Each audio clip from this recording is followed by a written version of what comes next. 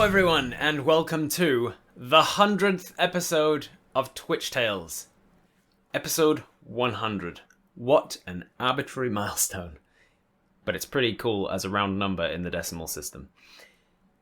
Thank you very much for joining us for 100 episodes of this story so far. I hope you've enjoyed yourself as much as I have. I'm sure if you've made it this far, you must have. So, where did we leave off in episode 99? I think you're in an ice cream shop having just muffins and a good time with friends, right? Candy floss and fun? Is that where we left off?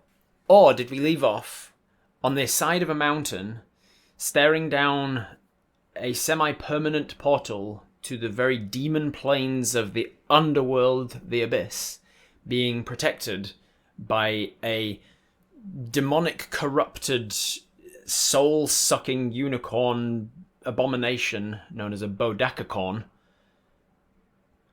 while various demons flitter and fly around the place and undead roam. I think that's maybe where we left off. So as you find yourselves on the side of this mountain, staring down Travis, the once unicorn, now Bodak, Apis, and the BeeTeam, what do you want to do? You've had a short rest in a cave nearby. You've regained your action surge, your second wind. You start every session with a hero point, which is a reroll. One reroll. For today's session, you can just choose to reroll something if you really need it, but it's gone once you've done it. You've also got 2 level 1 spell slots and 1 level 2 spell slots, as evidenced by your whatchamacallums, your berries and flower here. What do you want to do? Apis, pray. What do we know about Bodaks? Could we split the difference and have it be an undead ice cream parlor? Yeah. Undead ice cream. So it was once ice cream, and then it's no longer ice cream, and then it goes back to being ice cream. How long does Mel's militia last? It lasts for 1 minute. So Mel's militia is a couple of swarms of biting, stinging insects that Mel can draw on to attack her targets, but they disperse after a minute.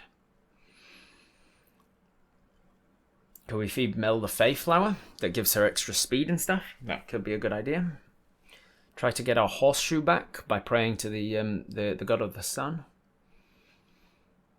Can we try to teleport? You could try. Where do you want to teleport to, Istalri? Quickly pray.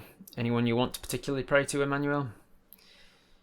History check on the stonework in the portal area. Smart. We could do that.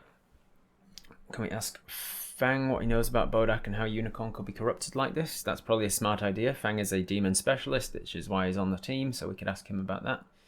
How far from the portal? Probably 100 feet or so. I could check in a moment. Can we see the map to help make plans? Alright, we'll do some of these other ones that don't need maps first, and then we'll jump over to the map to show everybody. Okay, so let's do a quick history check on the stonework that was around the portal. Let's head over to the dice cam. There we go, look. Let's go here, and that is a 6. As a dwarg, you have your expertise in history related to stonework, and so that's going to be another 6 on top of the 6 is 12, plus another 3 is 15. So from a 6 to a 15, not bad at all. With a 15, you can tell that this seems like it was created by... would 15 be enough for that? Stonework. Yeah, you'd know this. It seems to be a of rock gnome creation. So the stonework has been abandoned for many years, and it seems to be the graveyard of perhaps an abandoned rock gnome village, maybe, or maybe it just looks abandoned because it's been taken over by demonic possession for so long now. But this was definitely once a place where rock gnomes began. Somebody wanted to try and get our horseshoe back by praying to the sun god. The sun god is responsible for dawn and things that recharge on dawn, like your lucky horseshoe, which is another reroll, and your ask the dice a question things. They would recharge on dawn. It is not dawn, but if you pray to the god of the dawn, and you are successful, then there's a chance that he can actually recharge things early for you. So sometimes once a day abilities, once a day items can be recharged early in periods of great need. For instance, like when you're about to potentially die to a unicorn. All right, so I will do a simple religion check for you as you asked. As I'm going to say that you popped out enough to see this unicorn from afar, and you went, "Oh, let's recoup now that we've done a little reconnaissance. Let's see what the hell is going on." You are going to do a religion check to try and pray to the god of the sun and work out if you can get your things back. Religion. That is a... can't quite see it. 4. There you go. That is a 4 on the religion check, plus your intelligence of 3 is 7. You are not proficient in religion, so unfortunately a 7 is not enough. You try your best, but you're much more of a follower of Altamez, the god of the hunt, not Thelrios, the god of the sun. So while you have prayed to him successfully before once in the Feywild, it's just not happening at this point. Partly, possibly because, as Wraith mentions in the chat there, the ritual, part of the ritual for emulating the dawn is to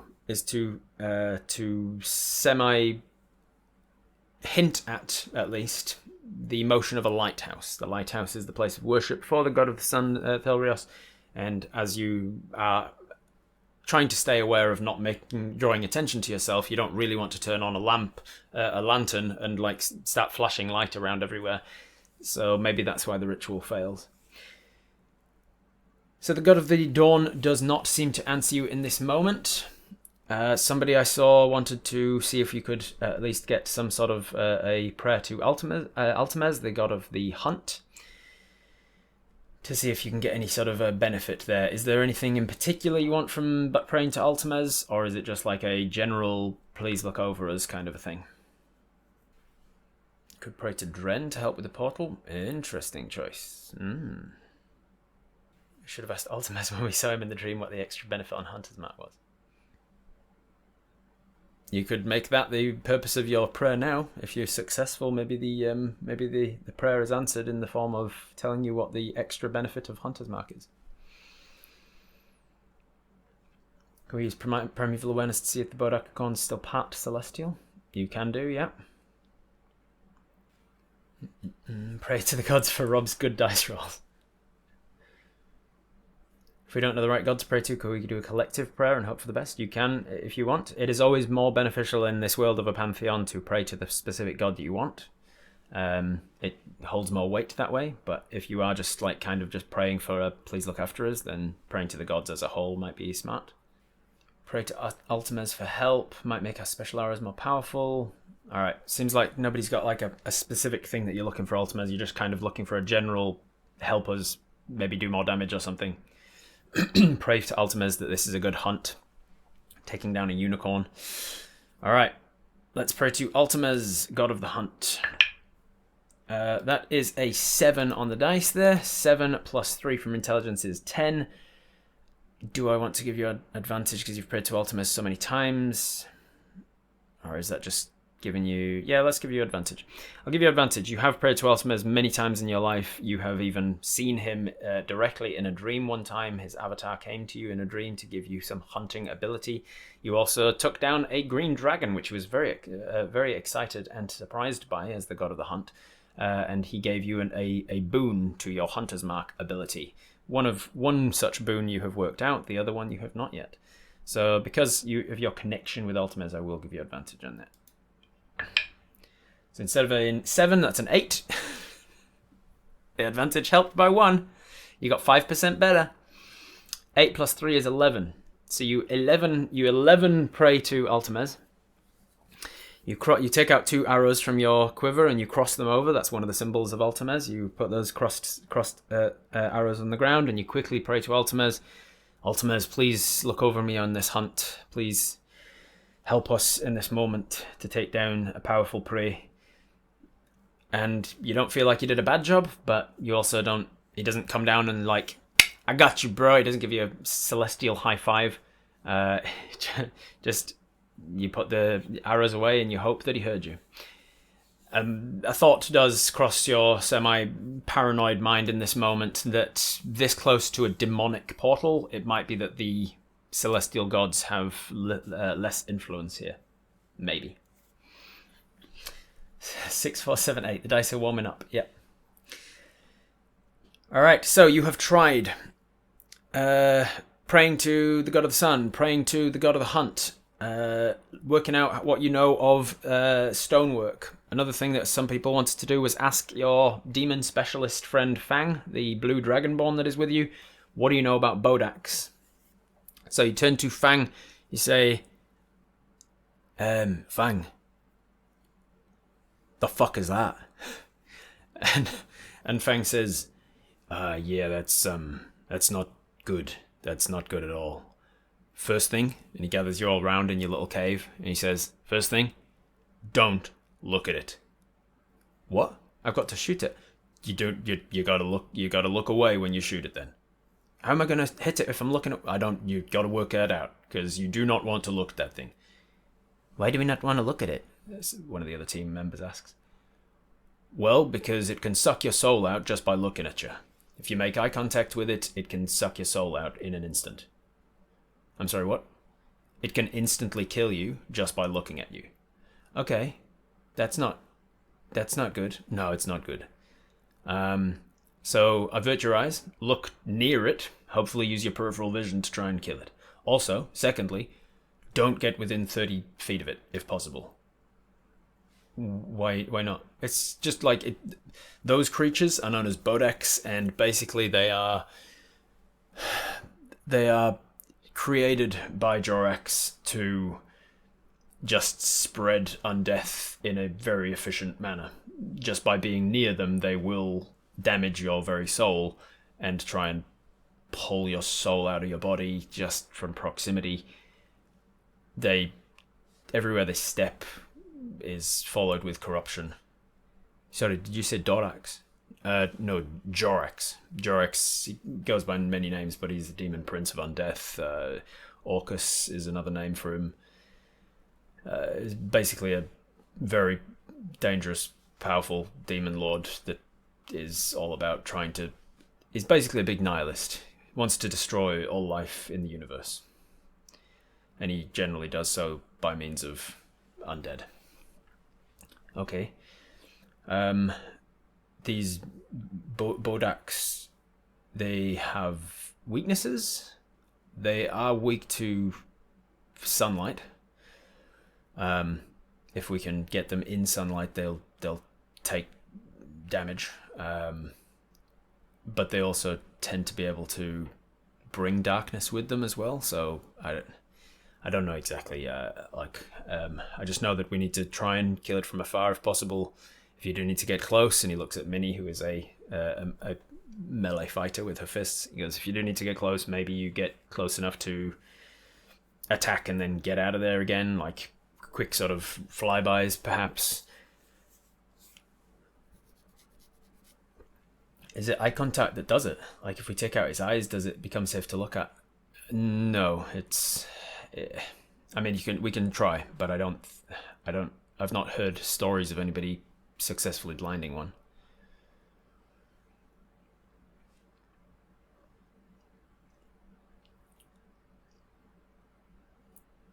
Do we have a light source we can bluff with? You do have a scroll of the spell Daylight, but whether you want to blow that early and then hope it can't dispel it or something, or whether you want to try and weaken him and then finish him with the Daylight scroll, it's up to you.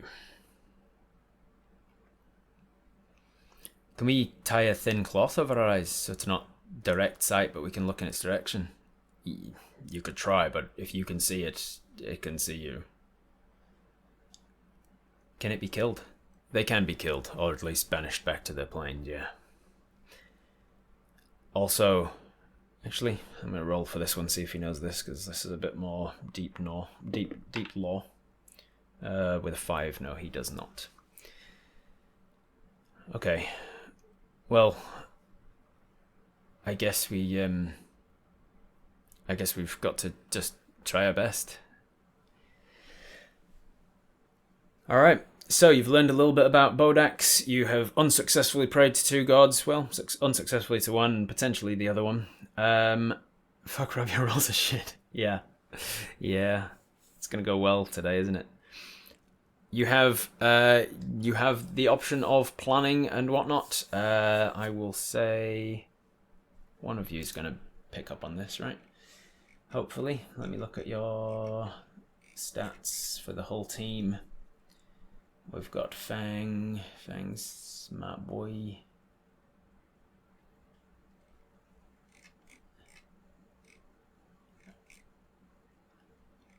Fang's a smart boy. Fang continues saying, also, we should be aware that we can't stay here indefinitely. You saw the demons that were spewing from the portal. There's every few seconds there's more of the critters coming out. Like, it's only a matter of time till one of them flies past and hears us. We've got to make a plan and we've got to move in, like, now. We get radiant damage on our elemental arrows. Potentially, if you can think of a way to do so. Is it fully nighttime yet, Rob? It is dark enough that you are not having trouble seeing. It is probably nautical twilight. There are like 3 or 4 stages of twilight, and the darkest one is nautical twilight, where it's pretty dark, but you're still able to see around.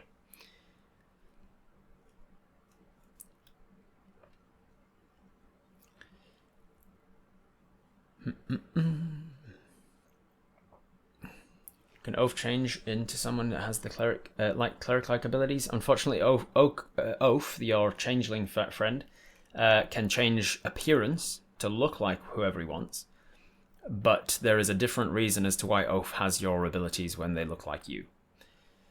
When they change to other people, they just look like those other people. They don't come with their stats and abilities and things. But when they change into you, they can actually become a copy of you. They can become a clone with all of your abilities and everything. We're 100 feet away. Is there a way to approach the portal in the area without being seen directly by Travis? Well, that is a great question, Venenzia. Let's pop over to the battle page where you can see what we're looking at, shall we? Welcome to the BeeTeam. This is Tailspire, a 3-dimensional tabletop software. And you can see the 6 of you that make up the BeeTeam. This is you. This is Apis Hive. This is Oath. I've ringed him in a very fey-like, bright purpley, whatever color that is. He is currently taking your form as a changeling. This is Fang, your artificer friend. Let's see. Can I get any closer? Can I zoom in any closer than that? Can't seem to zoom in any closer. But you can see that he has a bionic arm that he's pointing out like some sort of Iron Man bullshit. You can also kind of make out that he's got a bionic eye as well, which helps. So that's Fang. This is Minnie, your awesome monk, shadow monk ally. This is Mel. This is your giant bee companion. And this is Mosh. Mosh looks like just a regular dude. Unless he morphs into his werewolf form, baby! How cool is that? How cool is that? He can change. Also, similarly, if we go over here to your acquaintance, your ally, your morphing friend, he can choose to change himself to look like any of the others, or some other people he's met along the way. So if you need your changeling Apis friend to change to look like any of the others, sorry if you're listening to this on podcast, by the way, but hey, maybe this is a good reminder that all of these episodes are also available on my YouTube, where you can see the cool shit that I'm showing off now. So this is the BeeTeam. This is you. Now let me show you a little more of the battlefield. because you were hiding behind this rock in this little alcove of a cave here. And then across there in the background, just out of focus, you can see a portal. On the way to the portal, you can see a bodakicorn unicorn. A unicorn with dark, shadowy putrescence coming up from the ground onto its legs, and a blackened face. Now look at this amazing freaking map. We've got a portal, we've got demons flying around, we've got pillars that have decrepit and destroyed, we've got a big sort of mountainside over there, we've even got off to your side here a graveyard. This map is the area where you are, and I want to make a huge thank you to the fancy unicorn who put all of this map together and even made a very good Bodak mini for me. So thank you very much to Fancy for the map. It is incredible. I'm very, very, very pleased with it. So, also, thank you very much to Wraith for putting together some of these minis for us. So Wraith put together the mini of Mini, and the mini of Fang, and the mini of Apis. I did a little tweaking of their poses and stuff, but otherwise it's pretty much all Wraith, and Mosh as well. Thank you very much to Wraith too. Someone had a lot of fun modeling and painting, yeah. All right, so this is what you're looking at. You're currently like hiding in this little alcove here. I wonder if I can grab all of you at once. Is that how it works? How does Tailspire work? I can probably grab, there you go. So you're all kind of just huddled around this rock here, essentially. So if you want to attack full on, just straight out to the front, you can just start running out and firing off attacks. If you want to try and do a more sneaky approach, you could try and go through this graveyard here, but looking across there, you can see that there are shambling undead and demons and such just wandering around. And I realized that some of them have disappeared from... Oh no, that's right. I just moved them around a bit. So there are some shambling undead around the place. You can also see that flitting around the place are a couple of smaller demons, some essentially minions. And Fang has warned you, if you don't get started soon, it's only a matter of time before one of them sees you.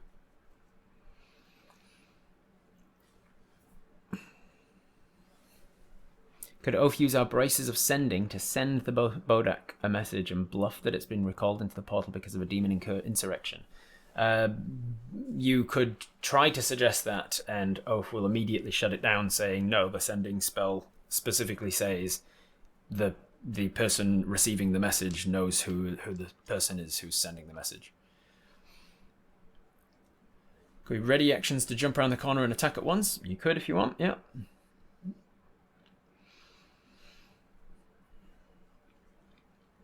So what's the plan of attack?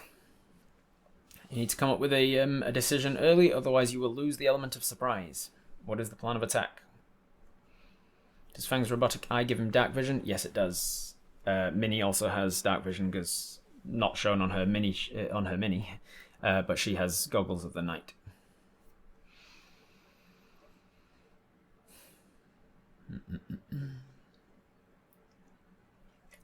Could we buff without other people hearing? Depends what the buff is.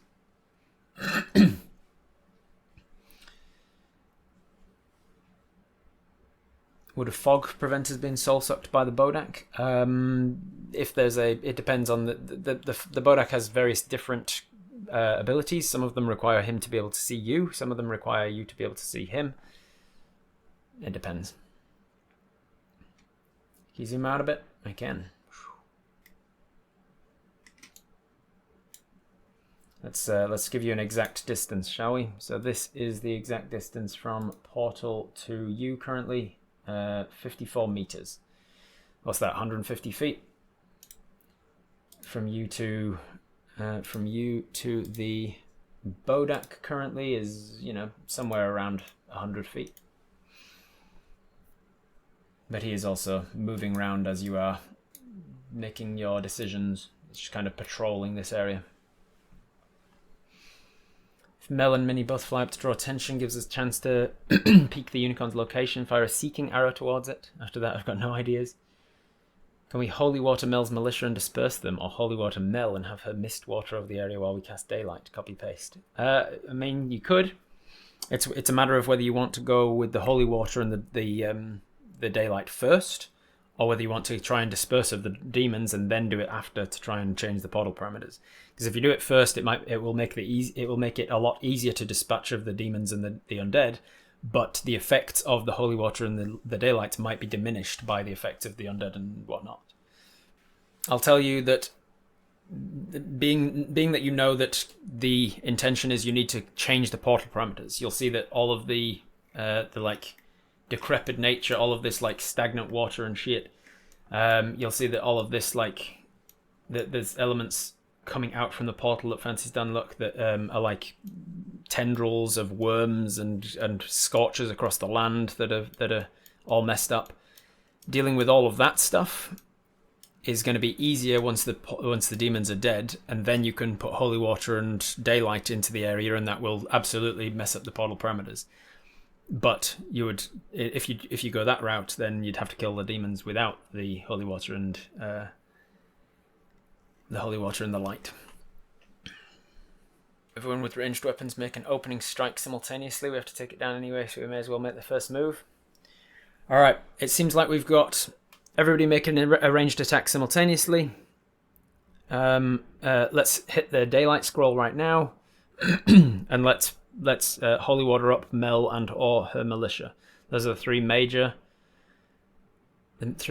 approaches that I'm looking at. Just call in an airstrike. Yeah, call in an airstrike. Nuke Travis. Easy. The daylight scroll lasts for an hour. It does, unless it's dispelled or dispersed by the presence of demonic energies. Use our entanglement arrow. It's no point having it if we don't use it. That's a good point too. It might help. Okay, it seems like those are the major options here. Everybody ranged attack now. That would include the seeking arrow, the entanglement arrow, any of that. Use daylight first to try and get the benefit of the fight, or do something with the holy water first. Those are the three options. We're going to put it to a poll. What is our opening gambit? Opening strat. Okay. Ranged attacks. Holy water. Do something with the holy water. Or daylight. Cast daylight into the area. Those are your opening strats, and you're going to have a 1 minute decision to make now. No stealth at all. I was asking people what they wanted to do. I didn't see any people saying stealth, otherwise I would have included it. So I apologize if I missed you, but the people saying stealth were obviously not a very loud majority there. We will be doing as much as we can, like stealthily, of course, but if we open with a volley, we can. Besides, stealth is basically just a prolong the inevitable. Like, you are eventually going to have to start a fight with these things, because you cannot close this portal without killing all of the demons on this side of the portal. That has been explicit. Alright, seems like 80% of Apis' mind is saying, let's go for the ranged attacks, and as Apis is the one in charge of this this little SWAT team, Apis gives the command. We are going to, all of us, all that can make ranged attacks, get your strongest things ready. We jump out, we attack all at once, and then disperse around so that we, spread out so that we can attack from all fronts. Okay, so that is the plan of attack, to jump out and attack. Now, because some people wanted to do stealthily, who would you want to go stealthily around to do the attacks from different ranges? I'll tell you that Mosh has no ranged attacks. He is a werefox. His benefit comes from the fact that he is immune to non-magical damage, so any scratching, bludgeoning things, he's going to be really good against. I will tell you strategically that you would know Mosh would be really good against undead, because the undead are mainly just bludgeoning and piercing and slashing and biting. They don't tend to have magical attacks. Mosh would be good against immune to most of their damage types, whereas if he goes up against demons who have more poisoning damage and acid damage and necrotic damage and things, he will still take damage from that. So heading Mosh to solo some undead might be a good strategy. Minnie is also an up close attacker, but she does have a few monk weapons, some shuriken and things that she can fire off at people if needed. She can't fire them very far, but she's also pretty good at catching things that are ranged missiles and throwing them back as well. So Minnie, not the greatest at range, but can do. Mel has no ranged abilities, but she can summon swarms of insects to fight on her behalf. As for you, Apus and Fang, you all have decent range. Fang is an artificer with some magical abilities that he can send off like scorching rays and things.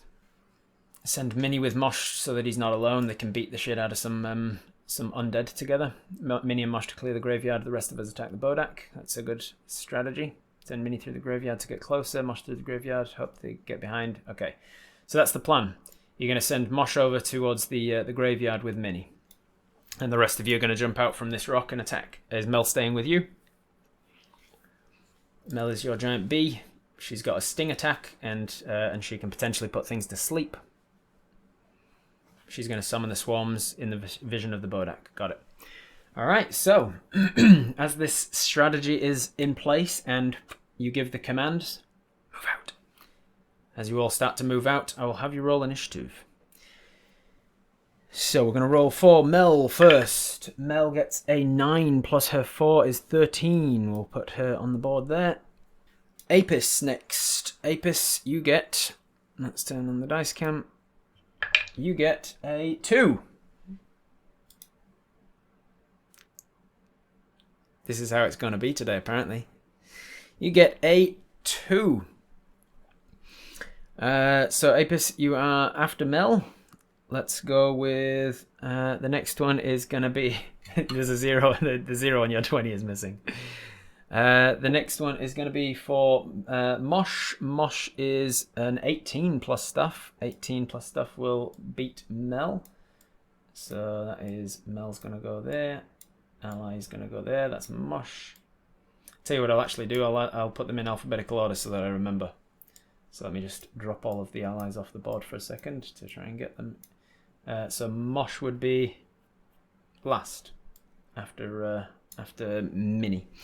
The next one we'll go with is Minnie.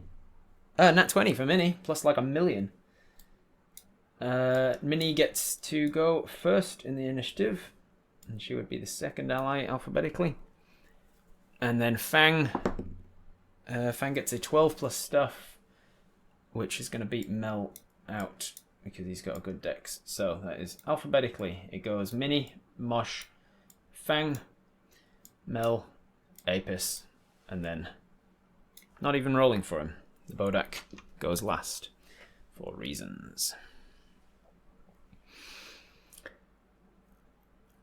Maybe we'll get a surprise round because they don't know we're here. That would be the case if they didn't know you were here. The moment you all start to move out from the cave, you see that around to this side, coming in from behind you, a couple of the demons have spread around and started to come in from behind, started to sneak up from behind you. And the reason for that is, as I think I mentioned during the period of this during the period of this campaign when you met an actual celestial unicorn, he has full knowledge of everything that is in his forest. As soon as you step into the forest, Julius knows you are there. Similarly, the bodakicorn Travis, as soon as you stepped within a certain radius of this portal, the Bodak knew you were there. And luring you closer by pretending he didn't, you have walked into a surrounded trap. And as you step out to try and fire your bows, you hear just omnipresent among your minds, "It seems we have trespassers. Let's show them what they want." And everybody rushes in to fight you. So there is no surprise round from either party. But first up, as Minnie goes first with a nat 20 plus stuff. She is up. Her orders were to rush through the graveyard. She can fly over the wall here if it lets me, and she's got like a million freaking speed. She's got 60 feet in speed, I think. Okay, let's jump into, if I go menus and then I go board settings, I'm just going to change this from atmosphere settings, board settings. I'm going to change this from meters to feet, just because that'll make the calculations easier later. So Minnie is going to fly in. We have a couple of undead in the graveyard here and here. What distance are they from Minnie? Come on. Within 60 feet. All right. So she flew out just as this guy, Travis was saying, let's show them what they want. Whatever that means. She's going to use her full 60 feet to run over to that guy, and she's going to make some attacks. So Minnie has 1,000,000 attacks on her round because she's a super cool high-level monk. She can attack twice with her shit hunter hit. That first, they're both going to hit because undead have fuck all in the way of AC. Both of those are going to hit easily, and she's not going to have to do her bonus action attack because with a couple of pows, she just takes this guy. Oops, sorry. She just takes this guy right out as she rushes into this undead that is coming up out of the grave. She takes him out almost in an instant. Oath should have our initiative +1 since they said they do everything for us. Yeah, I forgot to roll for Oath, didn't I? Yeah, I'll say that Oath goes right before you because they're just slightly better than you. All right, now undead. What I'm doing here to keep things nice and easy is I'm basically using 4th edition rules for minions. They have 1 hit point each, so basically you just need to hit the minions to take them out. But they do have the evasion feature, so if you try like an area of effect to take out 1,000,000 at once, if they make their dexterity saving throw, they take no damage. So you can't take out all of them, even if they succeed their saves. So they got 1 hit point of damage, but they can hit in an inconvenient way. So if they hit you, they can still do a decent amount of damage, but just taking them out as minions is relatively easy to do. So you run over, you knock out one of these undead, and then because they are undead, I roll a dice when they die, and on an odd number, they do not die because you snap their neck and then they continue fighting because they're undead. That is a 15. 15 is an odd number, so with that first attack that Minnie hits with, it knocks its head back, and then it continues to fight. The second attack also landed, so it knocks it down again. When it dies on an odd number, that's a 4. So with an even number, it goes down. Boom. That is going to be a... do I just want to knock it over because of what might happen later? Yes. How do you knock them prone in this game? One of these ones, right? Status, not prone. So Minnie flies over. All of the movement to get to it. 2 attacks. Wham wham, and then it can, and then Minnie can do some cool stuff where she has a bonus action for like 1,000,000 different things. Because monks, man, they got all sorts of stuff they can do. Bonus action, she can do a bonus action attack, but she can't get to anyone. She can flurry of blows for 2 more attacks. She can patient defense for a key. She can step of the wind to disengage or dodge. She can do a shadow step, which can teleport 60 feet from dim light to darkness. And then she would have advantage on her next attack. So she could teleport 60 feet towards a different guy, like this one maybe, just to get closer to him. Or maybe she just wants to wait for him to come to her.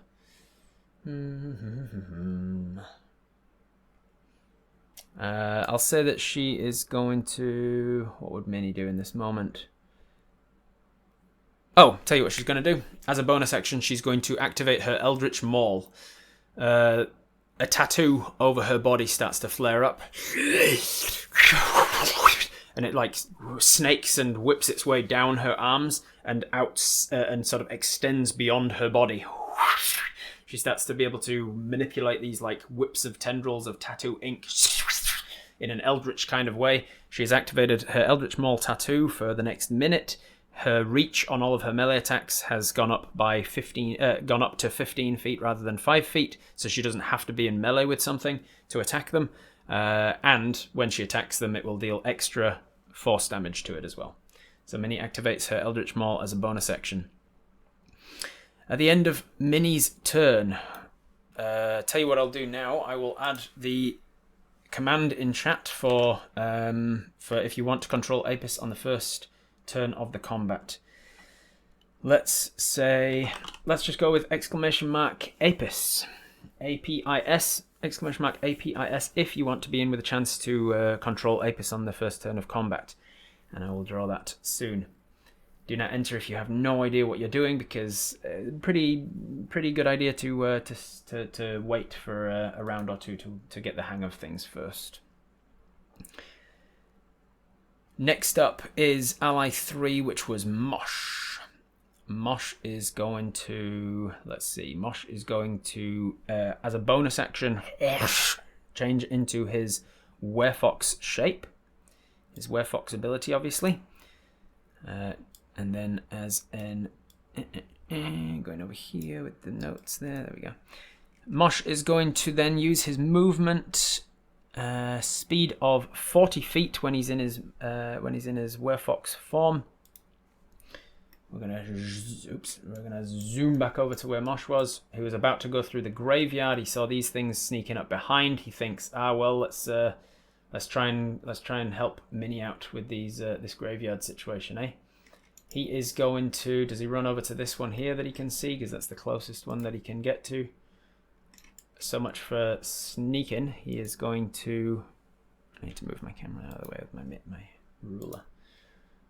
80 feet. So he could dash as his action and get to that creature, or he could move forwards and not attack. Let's see. He could move forward and dodge. Or he's going to leap over the wall, perhaps. Could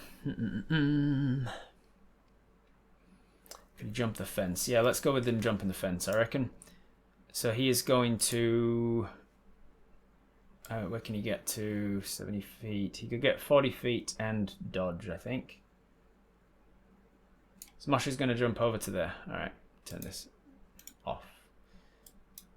Come on. Poof. He's going to get over there, and then he's going to take the dodge action so that anything attacking him has disadvantage. Also, I shall note that as a default, I'm assuming that at the start of everyone's turns, they are averting their eyes from the unicorn.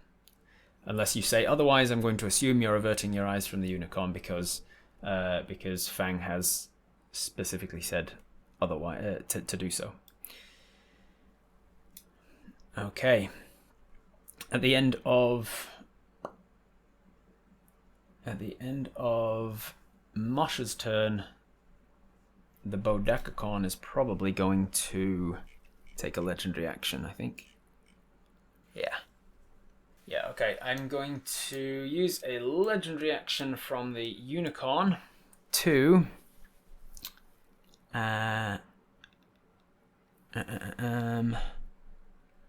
which one makes sense?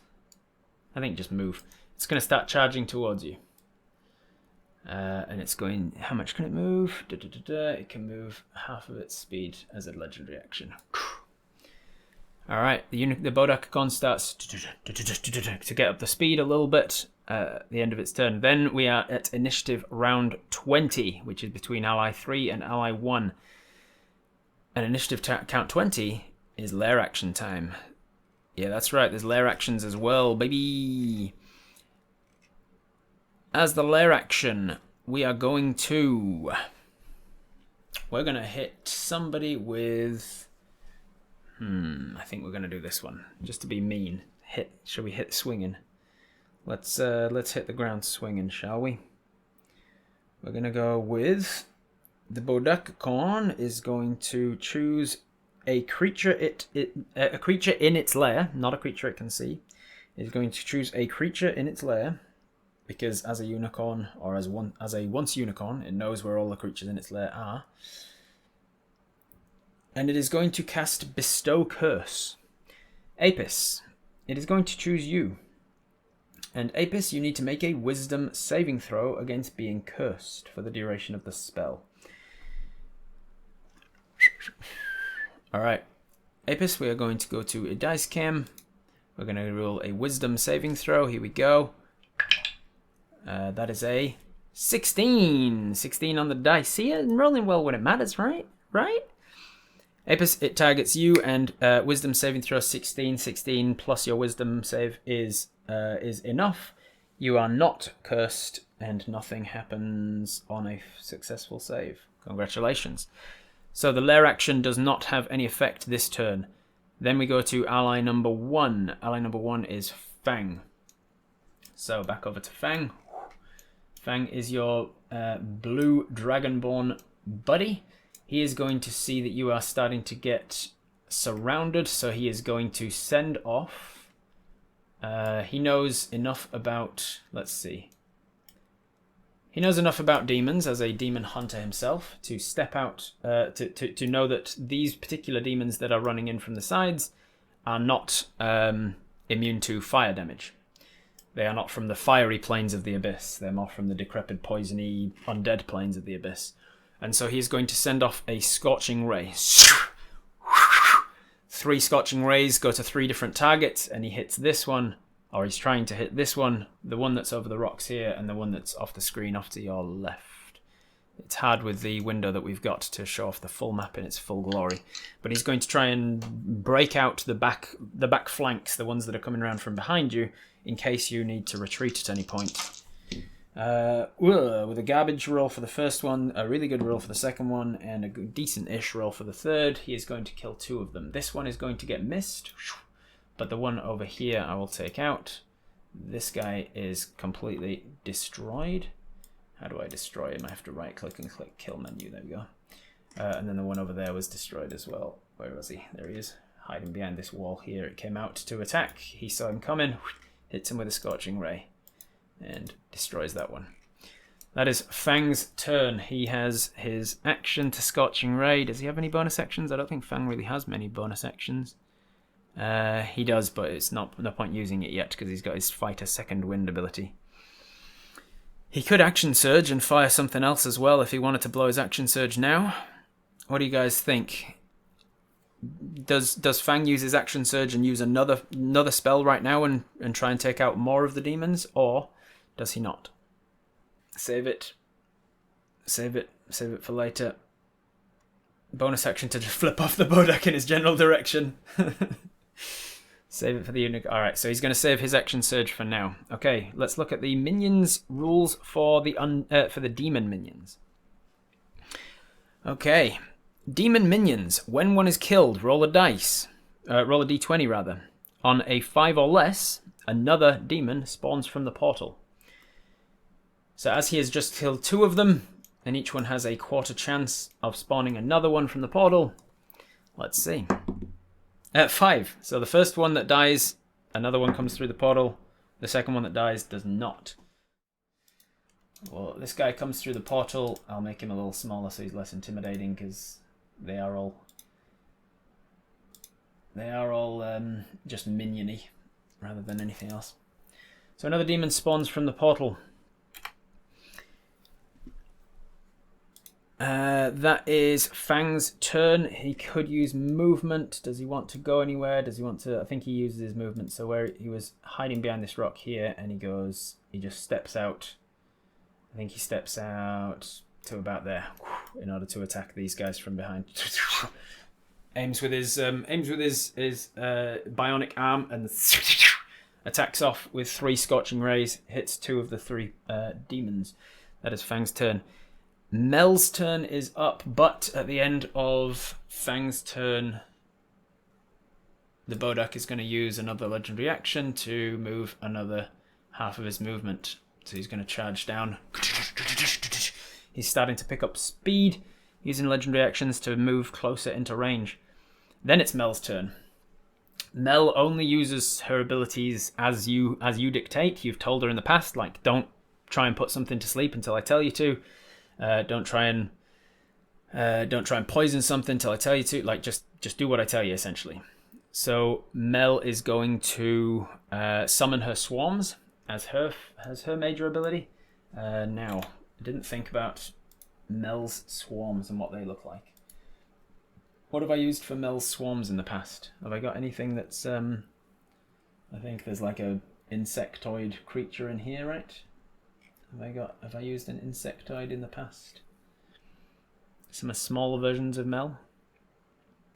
Legendary actions come back with each round, or is it depending on the action? Legendary actions, he gets some amount of actions per round. I'm not going to tell you which, you'll have to work that out from when he's finished with them. He gets some amount of actions that he can take on the end of other people's turns, and then they come back at the start of his turn. He gets all of his legendary actions back at the start of his turn. We've told Mel not to look at the bodakicorn. Yeah, everything that has been stated has been translated for ease of making sure that I'm not dicking you over. What is this creature? Oh, that's a cool swarm. Look at this. That'll do. Mel summons a swarm of biting, stinging insects, which are going to be represented by these fuckers. And she can summon them within, I think, 30 feet of herself. Mel's militia swarms, that's the stats they use. Summon swarms, 2 swarms within 30 feet of herself. So, unfortunately, that is not a long distance from where she is currently. This is 30 feet of Mel to there. So she can summon the swarms anywhere within that radius. Where does she want them? Like, directly between Fang and the charging unicorn, so that they have to go through her first, kind of thing. She summons a couple of swarms here and here to try and like block line of sight a little bit, so that he has to look through a cloud of insects, perhaps. Okay. She could fly 30 feet. She could fly as well. With her movement, she could fly in the general direction of Travis, which was 50 feet. So if you wanted to, she can fly over here, maybe a little bit further back, so that we can get her a little bit off the ground. So she could fly up in the air, I suppose, if you wanted, and then from her she could summon them 30 feet. So she could summon them there.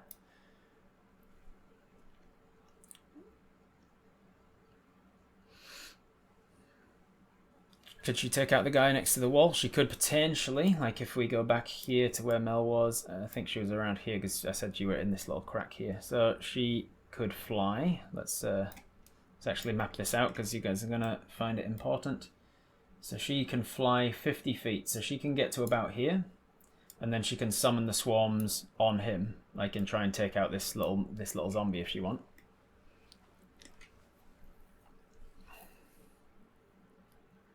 We want the swarms to be trying to target Travis's eyes, try and get in his face. Alright, so best of both worlds then. She's going to try and fly towards the zombie, not looking at the bodak, but then on the way she's going to summon the swarms. My pretties, I need you to target his eyes, please, my pretties, help me. It's a very difficult attempt for her because of the demonic, decrepit nature of the land around here. Most life forms have been killed and eradicated already, but she does manage to dig down deep. She got a bit Gollum for a bit. Gollum. No, Gollum's much more in the throat. Gollum's back here. Mel is up here in the sort of nasal. Anyway, she is going to summon the biting, stinging insects. And that is Mel's whole turn. At the end of Mel's turn, he's going to take a legendary action, so I'm just going to roll this to see who gets it. Jennifer JMT, you are going to control the first action of Apis in this combat. Make it a good one. Alright. Legendary action at the end of Mel's turn. I think he's just going to charge down again. He's going to charge it down. Or does he want to use... No, he does. No, he's going to use a charge ability. So he's going to use another charge to move half his movement again.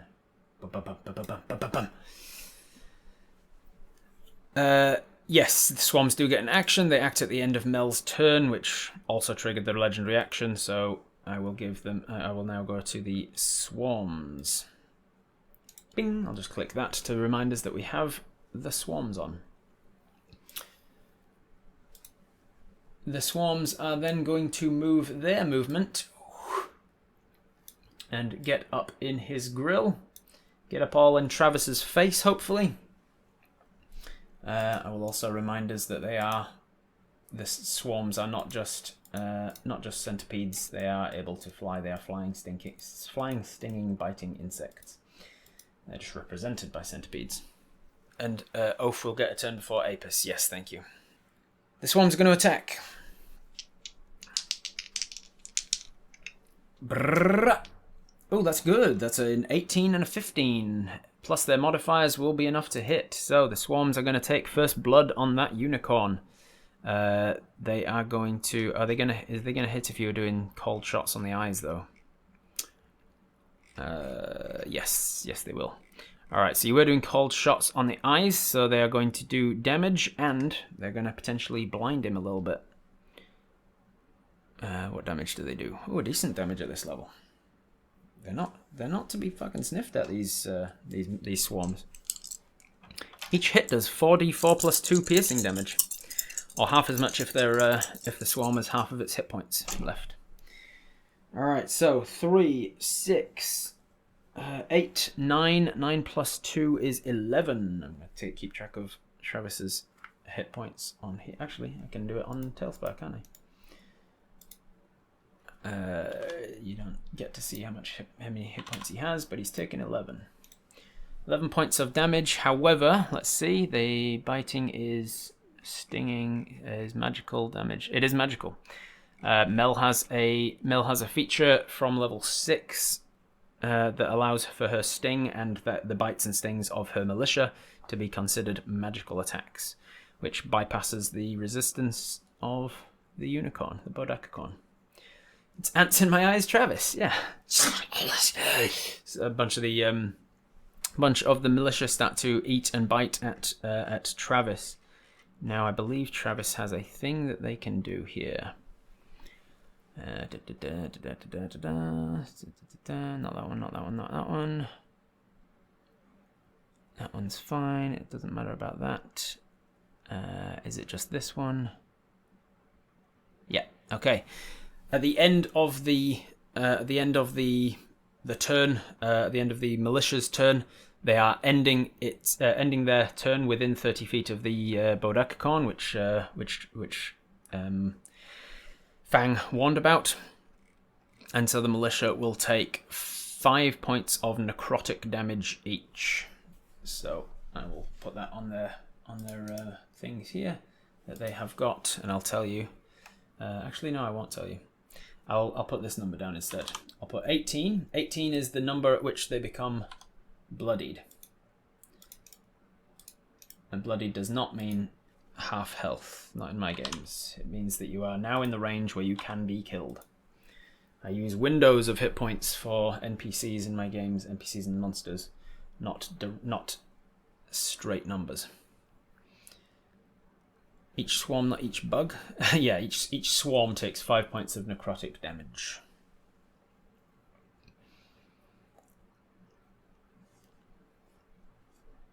Okay.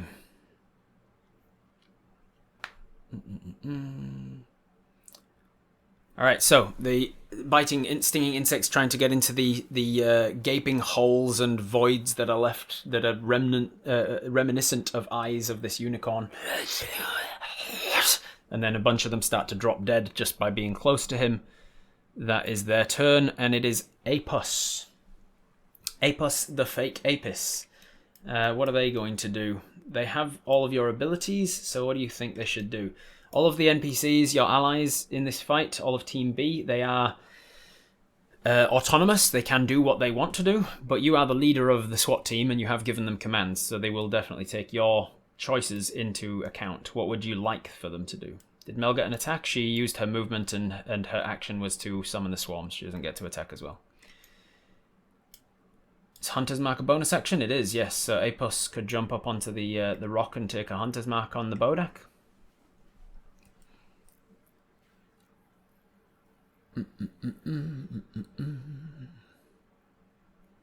Does fake Apis should do the protection from evil and good so that he has to hold protection. Like, if he casts it, he's concentrating on it, you mean, yeah? Does he have the same equipment as us? No.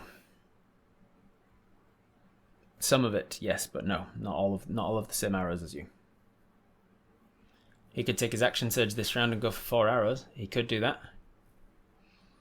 I think that's what he's going to do. He's going to jump up onto the rock. He's going to cast as a bonus action Hunter's Mark on the bodak. He's going to jump up here, get into a place where they can see the bodak. Are they going to look away from the bodak or not? I think they are going to look away from the bodak, which means that they are going to... all of their attacks are going to be at disadvantage. Also, I guess the bugs did not, because they were not around when you were talking about the strategy. So let me just jump back for a second. If you do not avert your gaze, we'll see it happen with the militia. When a creature that can see the bodak's eyes starts its turn within 30 feet of the bodakicorn, it can force it to make a Constitution saving throw. So, Constitution save for the militia. That was cocked. That one's a 19, is fine. And that one's a 12 plus their con save. And their con save is 0. So they have a fail. So the first one succeeded, second one failed. Which is good, actually, because I forgot to roll damage for that second one. If the saving throw fails, the creature is frightened until the bodakicorn's next turn. Okay, so one of them had disadvantage on the attack from being frightened, which still would have hit. So I still need to roll that d4 damage. Oh, but it can't willingly move closer, so it can't attack. So the second one moved over here and attacked this guy then instead. An attack, and that will hit, and any amount of damage to this guy bites and stings and attacks him. On a odd number, he does not die, but that's an even number. He does die. Knockdown. That's one of these ones. Status knockdown. There it is. So those biting, stinging insects fly over to this. They're frightened of the bodak, so they couldn't get closer. So they moved over to this creature and killed him instead. In doing so, you'll notice there's also a demon just like perched up in this tree here. Alright. Sorry for the retcon. Then we've got Apis jumps up onto the rock. The fake Apis is going to take an attack. He's going to Hunter's Mark. Okay. Going to Hunter's Mark on the bodakicorn, Travis. Then he's going to take 2 attacks with disadvantage because he's looking away. So the first with disadvantage is a 4. 4 plus modifier is not going to hit. Second one is a 7. 7 plus Apis's modifier is... what's your longbow modifier? It's a plus 8, so that's a 15. 15 onto Travis is actually a hit.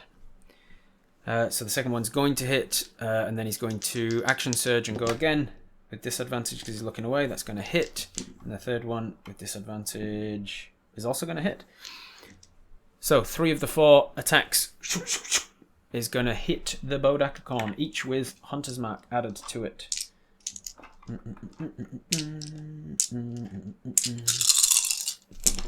Go on, fake Apis. You got this. Alright. That is 10, 16, 21, 23, 24, 24, and then 9 is 31. 33, rather. 33 onto 11 is 44 damage taken to the unicorn. As each one of Apos's arrows hit the unicorn, it slams into, and then the sort of Hunter's Mark abilities kind of tear in and push the arrows deeper. Use the militia to create a target ring that we can look at and aim for that would hit Travis. That's smart. Like, but there'd be a ring around Travis, so that you'd still be looking through the ring at Travis in the middle. He'd just be framed by a ring of bugs. If you had the bugs like form an arrow shape off to the side and above, and you can look peripherally and see the arrows pointing, you're like, there he is. It's not going to be any better than using your peripheral vision, though.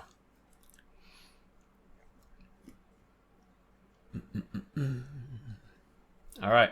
So he uses an action surge and under Hunter's Mark to attack 3 times, and then deliberately looks away.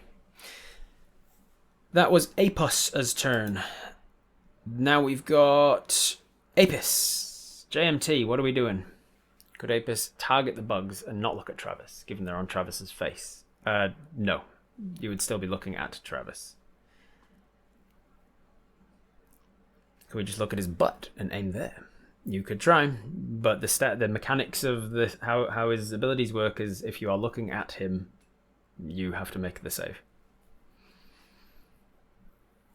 Looking at a reflection is safe. Yep, seems like it might be. All right, move just within sight. Hunter's Mark Travis. Fire Master Arrow at Travis. Master Arrow? Oh yeah, Masterwork Arrow. Yeah. Master Arrows. Awesome, good idea. So we're gonna Hunter's Mark and then fire 2 Master Arrows at Travis for the extra +1s. Are you looking away at the start of your turn, Jennifer? Are you going to look away and get a disadvantage on the attacks?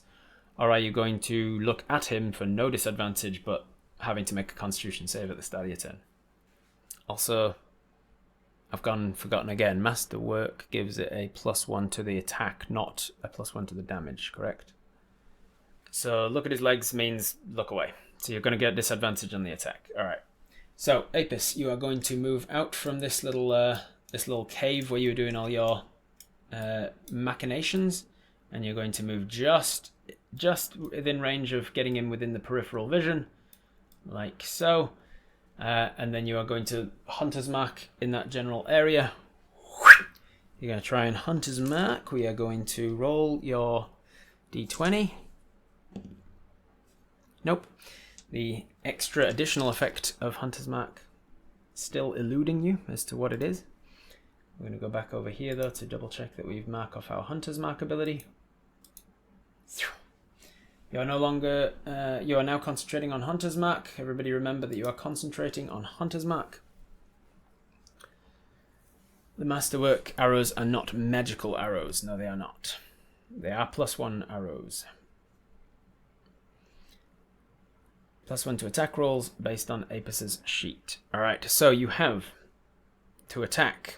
You are attacking with a +9 to attack now, but with disadvantage. And then if you hit, you'll be doing a d8 +3 plus another d6 from Hunter's Mark. The Hunter's Mark adds to the damage, but doesn't make it magical, I don't think. Let me just double check that on Hunter's Mark and how that works. It adds magically added damage. But is it magic? Until the spell ends, you deal an extra d6 damage to the target whenever you hit it with a weapon attack, and you have advantage on any saves and checks made to find it.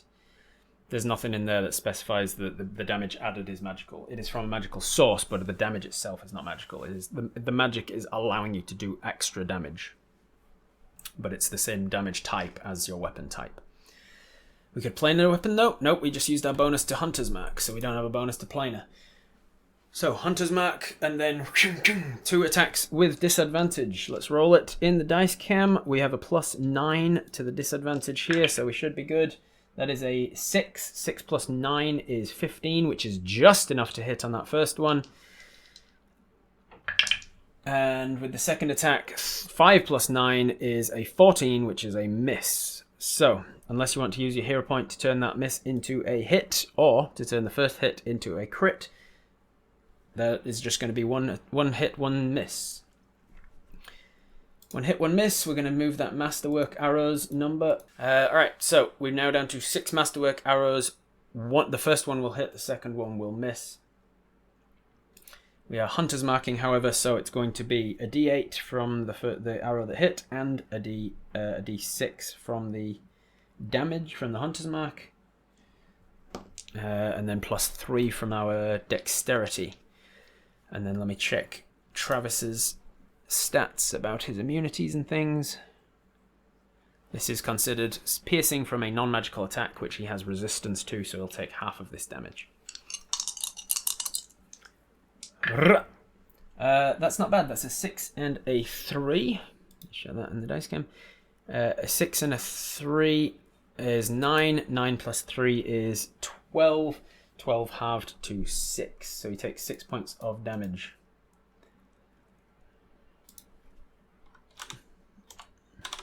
He's up to 50 hit points of damage already before he even gets to take a turn. That's not bad. We're concentrating on Hunter's Mark. I think that's everything that we can do then. Bonus action. We've got a little bit of movement if we want to tuck behind the rock again. I'm going to assume you're going to say yes to that because it seems like the smart thing to do. Okay, that is JMT's go. Very good. Well done. You didn't get Apis killed on the first round. There's always time. Alright, let's start up the next round of combat. Let's go with exclamation mark. Exclamation mark, shoot. Because you're shooting arrows at him.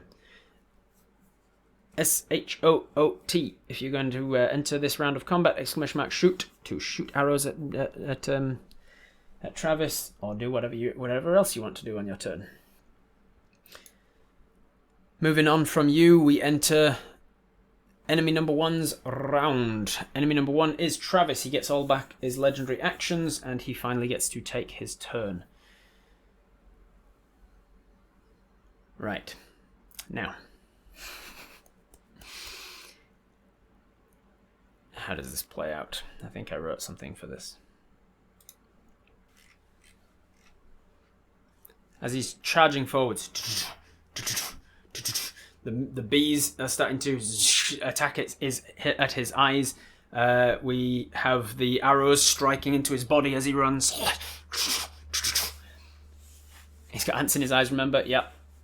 He says, If you are so desperate to stick with your axe, let him stick with you. And then he slams on the brakes. And he digs down deep into the mud with his horns, with his hooves, and he points his horn directly forwards. And with that thrusting motion, that momentum, all of his momentum, kind of throwing forwards into his horn, with it comes this wave of dark shadow from out of the portal behind him. Whoosh! It's like a dam just opens up of the portal, and a wave of darkness comes, just absolutely swarming out of the portal towards you. It slams into his back end and through his body, channels into his horn, and then from that point just explodes outwards into a radius of pitch darkness as he casts or channels a version of the 8th level spell Maddening Darkness. The entire area is considered pitch black and you cannot see a damn thing. Even those of you with dark vision cannot see a damn thing under Maddening Darkness. Let me read it to you. It's a fun spell. Magical darkness spreads from a point you choose within range to fill a 60-foot radius sphere, that is a 120-foot sphere across, until the spell ends. The darkness spreads around corners. Creatures with dark vision cannot see through it. Non-magical light, as well as light created by spells of 8th level or lower, cannot illuminate this area. Shrieks, gibbering, and mad laughter can be heard within this sphere. Whenever a creature starts its turn in the sphere, it must make a wisdom saving throw, taking redacted amount of psychic damage on a failed save, or half as much on a successful save. So you are in pitch dark, and every time any one of you starts your turn in pitch dark, you have to make a wisdom saving throw against quite a significant chunk of psychic damage. Yep, this is fine. So daylight's useless, it's 3rd level. Yes, which is why I was trying to be nice and heavily hinting that you probably shouldn't go in there with a daylight scroll immediately, because as a corrupting, demonic, hell demon, undead monster, he can probably do something about that very quickly. Goggles of dark vision won't work. Correct. you would need the if any of you were warlocks who had the Eldritch Invocation Devil Sight that allows you to see through magical darkness, you could do so.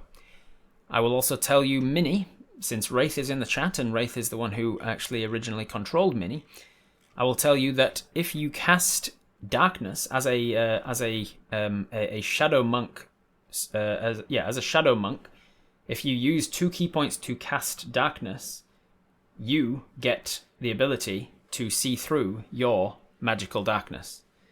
So it gives you, temporarily, an equivalent of the Warlock's Eldritch Sight ability. So I will tell you that, Minnie, if you wanted to cast darkness within this darkness, the darkness itself obviously wouldn't do anything, but it would grant you the ability to see through the darkness that he's just cast. Alright.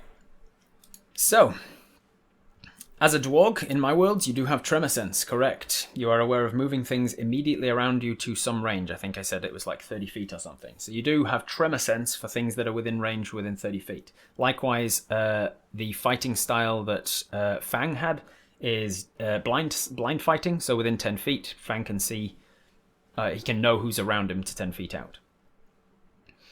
How wide is the darkness? It is 60-foot radius, and you do not know at which point he targeted the exact central point of that, the focal point. But if you do run around randomly until you get out of the darkness, you will eventually be able to reach the edge of it, but you just don't know where the edge is. I did want her to fight Travis. She's better suited to him than undead minions, but it's not my character anymore. Chat's decision, and they sent her off to the minions. It's technically my decision, but chat can help heavily influence it because they are the one that's in charge of the SWAT team, essentially. Okay, so back to the fight. We have Travis has done that as his action, channeling an 8th level Maddening Darkness. As his bonus action, he could try something there. Yeah. As a bonus action, he's going to try and swipe at the bugs and insects around him. At the bugs and insects around him, he's going to push and swipe and strike at these insects, trying to kill some of these insects around.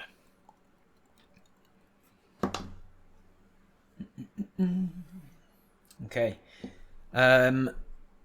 That is a terrible attack. Does he have a disadvantage because he's blinded? He can see through this darkness, obviously. It's created. He has the blinded condition, but he also has blind sight to a certain radius. So no, he does not have a disadvantage. So that's still a terrible roll, though. What's the attack roll? That's a 13. 13 to hit. What's the Mel's Militia? Armor class of Mel's Militia is 13. Just hits. So he's going to hit Mel's Militia with a 13, and the damage it's going to take is... Oh, maxed it. 8 plus 4 damage. Oh, and then plus another 2d8 necrotic. So 12 damage halved because they're a swarm. So the piercing slamming damage is halved because they're a swarm. So 6 points of that damage. 6 points of that damage. 8 and a 7. And another 15 necrotic. 6 and 15 is 21. 21 points of damage to one of the swarm, the one swarm that's on him. Let's just pull this back down again so I can see. This one is going to take, it took the 5 from before, it's taking another 21 now. The 21 takes it into the bloodied range. Mel's Militia, well, yeah. I'm gonna say that they are still alive, but now bloodied, because you'll see that they are over 18. They are into the range where they could be killed by a strong enough or dramatic enough attack. Some sort of story-wise appropriate attack can kill the militia at the next opportunity now. And even if I hang them on for dear life to the longest that I possibly can, there is a maximum where I will just straight up kill them, even if it's not a very story appropriate moment. That's how I do windows of HP. So slams through a bunch of the insects like a wiper blade on a windscreen, smearing them and getting them off of him to a degree. They are below half their health, which means their attacks and damage has gone down now because there's fewer of them in the swarm. I think that's all he's going to do. He's got movement. He could now charge towards somebody to hit them with a horn attack if he wants to. Yeah, he's going to use his movement. He's going to move out of the remaining cloud of militia. They're going to take an attack of opportunity on him. Disadvantage because they're blinded. Do they have blind sight? Biting, stinging insects. Do they rely on their sight?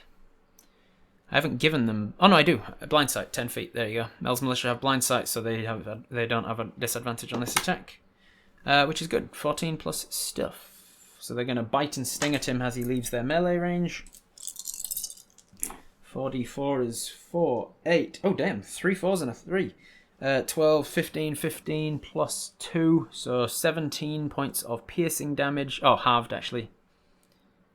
I'll just go in your favor and take the 2 that rolled highest. It's 2d4 plus 2 if the swarm is half of its hit points or fewer. So that is 10 points of piercing damage, halved because it's non-magical. He takes 5. 5 points of piercing damage.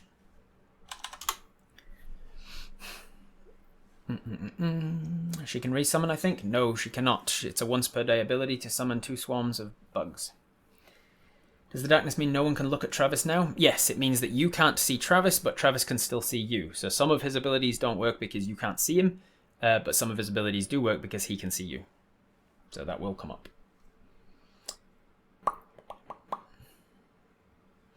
Is the darkness concentration? It is, and he just took damage from the swarm. Let's give him a swarm, a concentration. That is a success. He successfully concentrates on the maddening darkness. But thank you for the reminder. That will come up a lot, so make sure that I am making concentration saves whenever he takes damage. Is their damage reduced from being damaged? Yes, 2d4 plus 2 rather than 4d4 plus 2. Seeking Arrow will still hit him. Seeking Arrow hits anyone that you know of is in the area. You don't have to know where they are. That's the whole point of Seeking Arrow. You can seek him out and hit him. What is the maddening part of the spell? Well, you're about to find out, because that is the end of the round and back to the top of the round. Top of the round is Minnie. Minnie, you are over here. So I need to do a little test of, and you need to not metagame, as I test where he just cast the Maddening Darkness from. And 60 feet out from there is not Minnie. So Minnie's actually not in the radius. Although he is smart. Actually, what's Travis's intelligence? Would he have been smart enough to focus it on the rest of you? To try and get all of you into it? Intelligence... He's not intelligent. He's wise, but not intelligent. So yeah, I'm going to say that Travis, thankfully for Minnie, is not actually did not actually be smart enough to target her in the radius. He basically placed it right on the cave that you were all sitting on. So everyone else is within the range, even Mel, but Minnie is not. So Minnie, you do not have to make your crazy check at the start of your turn. However, you are still starting your turn. Oh no, because there's a cloud of darkness between you and him, so you can't see him either. So you don't need to avert your eyes either. So Minnie, what would Minnie do? What do you guys think? Wraith can obviously can give me some advice as to what she thinks Minnie would do, because she once played her. But as she said, she is technically played by me now, so I could decide. But I'm going to take your suggestions into account at the very least. The undead's turn. Oh, good point. Actually, sorry, I forgot. At the very end of the round. Oh no, that's one of the. That's no. The undead and the demons don't get a turn of their own until Travis uses his legendary actions. I just forgot to do that in the first round. When's the mook's turn? Yeah, I forgot that in the first round of combat. Basically, he's got 5 legendary actions, not just 3. But 2 of them must be used to control the minions. So he can send the minions at the turn that he wants to. I just forgot to do it on the first turn of combat. Could Minnie shadow teleport to Travis? She could, yeah, she could get to Travis. In order to see where he is, she'd need to cast darkness as her action, though. Oh, we need to roll for who is Apis next. Yeah, we'll get to that. We can still add it. We're still in the choosing stage. If you still want to enter the combat, enter the potential to be Apis on the next turn of combat. Exclamation mark shoot in the chat. S-H-O-O-T. How many undead are left? Enough for Mosh to handle? Well, there is one here. There's one over here. There's another one over here. There's another one over here. There's another one way over here. And you can tell that from the ground bubbling and growing that there are more coming slowly. Can Mini act as a beacon for where Traven is? Glow or radiate? No. Okay, I think Mini is going to see the darkness coming. Mini knows stuff about... Let's see. Does Mini know stuff about magic? She knows a lot about shadow, that's for sure. She's got an above average intelligence, but only just, and she's not proficient in Arcana. I'm going to give her an Arcana check without proficiency, but I'm going to give advantage because it's to do with magic, to do with shadow magic, which she is all about. So just as a free action, just to see if she knows stuff. Unfortunately, no. With an 11, she doesn't know what this spell is that he's just cast, and she doesn't know that breaking his concentration would help. So she cannot metagame that, like, oh, I'll get to him and break his concentration. I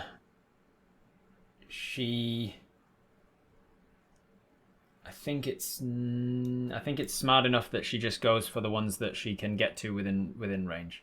So she's going to shadow teleport as a bonus action over to this guy and pop him. She's got advantage on the first attack after her teleport. She does so. He goes down. Does he die?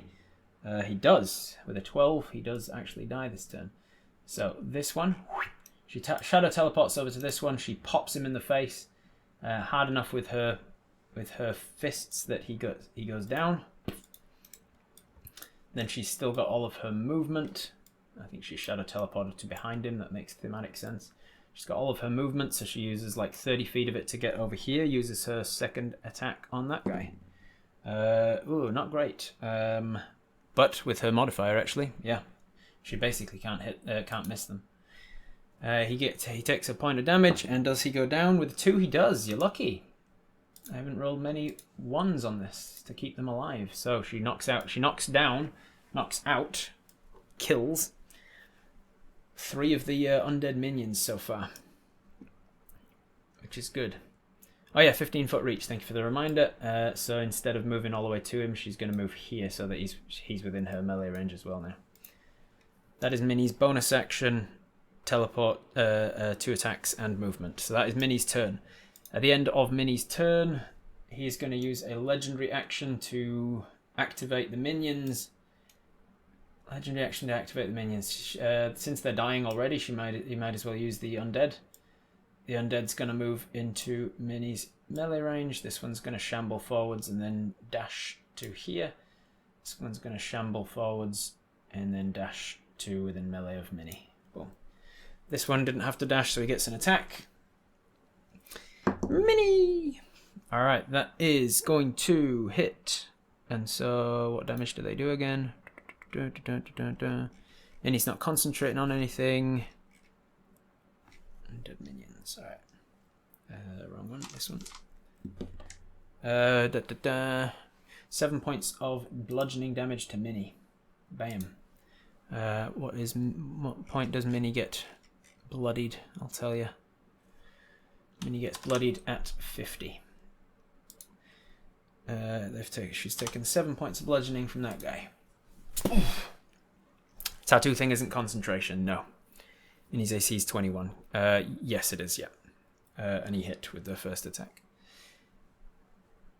Then, that is all of the undead that are currently on the battlefield, I believe, because you took out that one, and there's 3 others been taken out over here. So it's good that you took out 3 of them before they managed to go, at least. That is his first legendary action at the end of Mini's turn. Then it is ally 3, which was Mosh. Mosh sees Mini just flitting around taking out all the undead, and he thinks, well, fuck that. Is he still in the darkness? I think he started in darkness, didn't he? So, at the start of Mosh's turn, he needs to make a wisdom saving throw against madness. Against a bunch of... 3. That's not going to be good. 1, 2, 3, 4. Where's my other D8 gone? There it is. So I'll just keep these off to the side. Okay. At the start of Mosh's turn, he fails his wisdom saving throw. Ooh, not a great roll. 10, 20, 28, 29. Mosh takes 29 psychic damage on not a great roll. That's the first 29. As a werefox, he is not immune or resistant to psychic damage on the physical stuffs.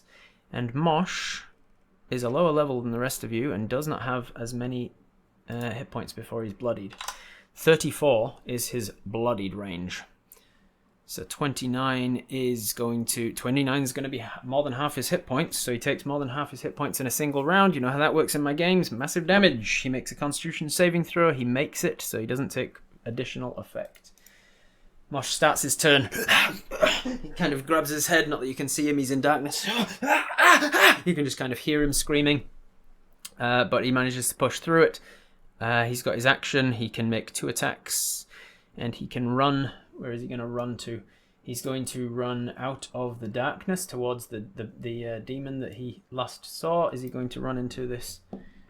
Nope, thankfully he misses, running headfirst into a pillar of rock, a headstone. As soon as he gets far enough, he's out of the darkness though. He's able to look around and see Minnie's already flitting around, killing a bunch of undead. So he is going to just run over to try and get to her. He's going to use the dash action to get to her on his turn. That is Mosh. At the end of Mosh's turn, legendary action. Unicorn is going to... Is he going to do the... Does he want the demons to attack first, or does he want... No, he's going to try and bestow... Oh no, bestow curse is a lair action, not a legendary. What are his options? Legendary action. Oh yeah, he's going to do that one. You can't see what he's doing because... yeah, he's going to do that one. You can't see what he's doing because you can't see him. He's in magical darkness, but from a meta perspective, much as is the way of a unicorn, he can regenerate himself. And because he's in his lair, he can regenerate as much as the maximum, because it's his lair and you're fighting him in his own territory. So he's going to regenerate 18 hit points from 55. That is 37. Okay. Still goes for the last lair action anyway. Yeah, true. He can't do the same lair action twice. Could Mosh smell the baddies? He can, yeah, he's got keen sense of smell. Okay. That is his legendary action at the end of Mosh's turn. It is now lair action 20.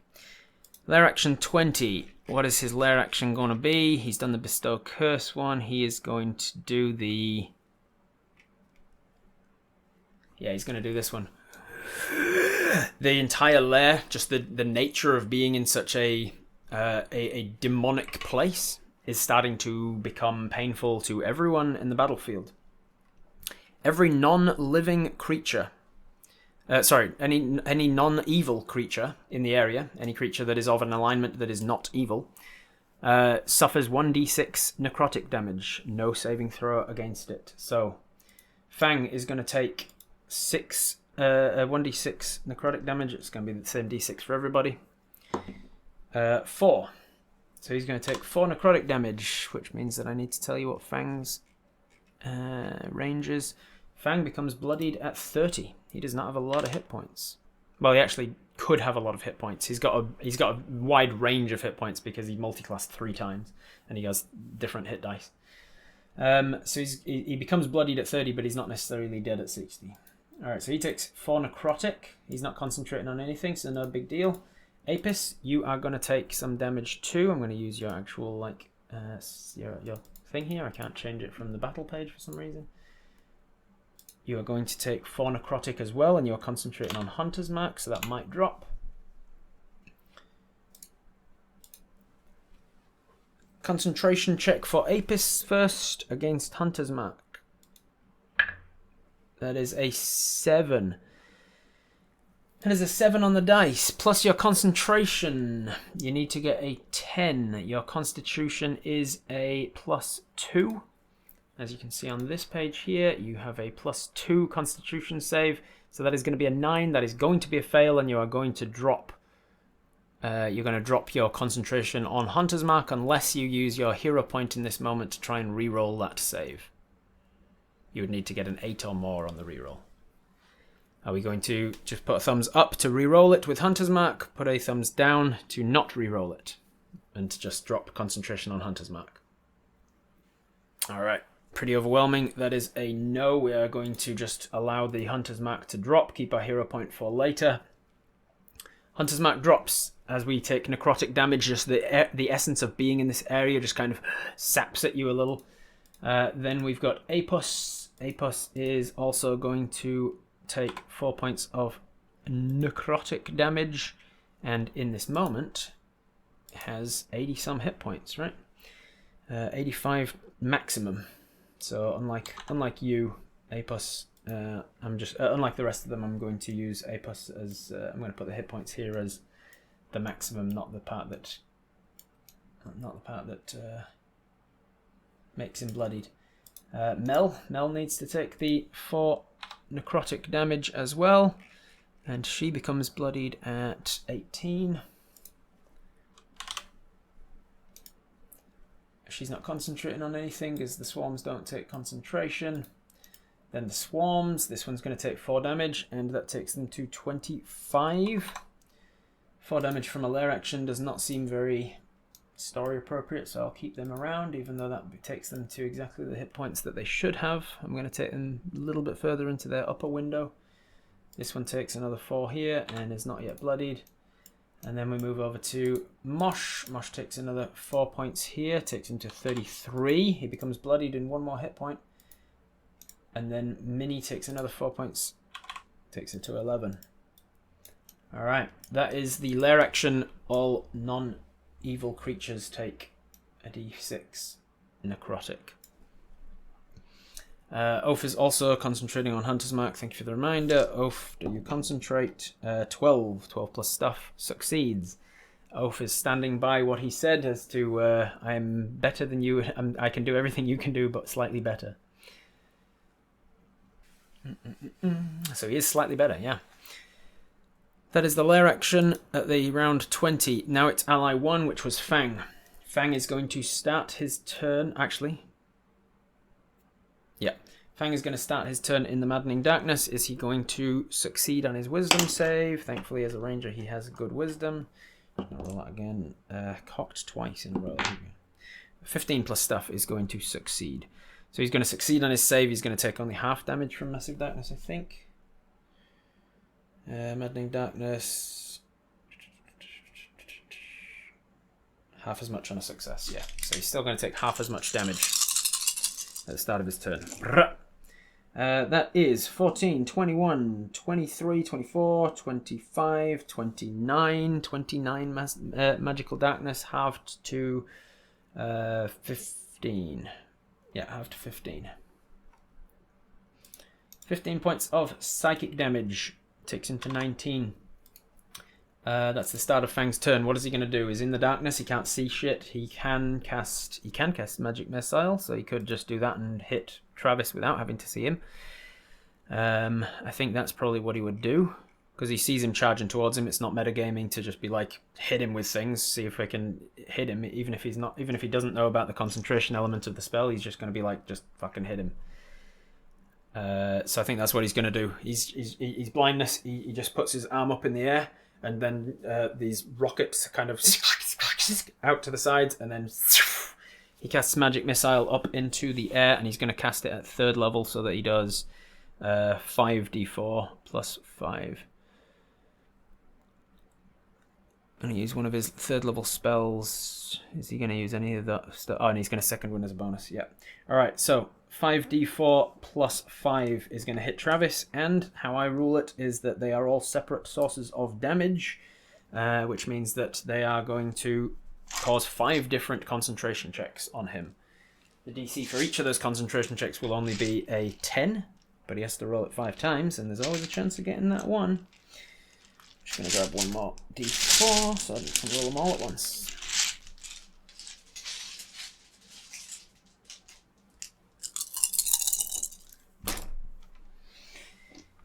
4, 8, 10, 11, 14 plus 5, 19. 19 points of damage to 19 points of force damage. 19 onto that takes it to 56, so just over what he just healed for, which is good. As these force magical ballista all manage to seek out the target even within the darkness and slam into Travis. He gets to make a concentration check. First one is a success. Second one is a success. Third one is a success. Fourth one is a success. Fifth one is a success. He succeeds 5 more times on the concentration. You may be able to hear. I am rolling with advantage when he rolls concentration checks. That is Fang's action. His bonus action is going to be Healing Word himself. He's going to heal in Word for a d10 plus 2 from his fighter ability. He heals 9 hit points. Takes him back down to 10. That's great. Good work, Fang. And then he is going to just charge away from the unicorn. He knows that he blasted a couple of demons in front of him and he's got a little more open space in front of him. He just knows that if he can put some space between him and the unicorn, that's a good thing. Charge, charge, charge. Does he get out of the range at that point? Let's just check it. From roughly there to... Oh, he's right on the edge of it. He's still in the darkness, though. How far would I have to get to not have him in it? Like, where would I have had to put it? Right there, maybe? Yeah, it's right on the edge. He's right on the edge, and I wasn't pinpointing exactly where Travis put it, so let's give him a chance. Odds he's still in it. At evens, he's just gotten out of it. Evens, 4. So Fang has just at the last second of his movement, his eyes break through the barrier of the darkness,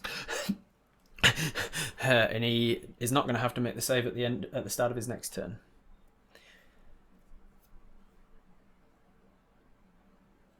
The imagery of a galloping bodakicorn's terrifying. When is this getting an Amazon series? Okay. That is Fang's whole turn. Bonus action, attack, movement. Good job, Fang. End of Fang's turn.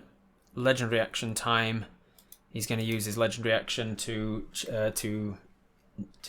activate the demons. So let me see if I can even remember where I put all of the demons, because there's a few of them around, dotted around here, hidden behind stuff. This one is going to use its action to fly with a dash. It's going to fly forwards about yay feet. This map is huge. just like it barely went anywhere and got 60, and that's it, 60 feet. There's a whole bunch of demons over there, I remember. Specifically in this pit. I asked Fancy specifically to put in a pit, because I know a lot of you like pits.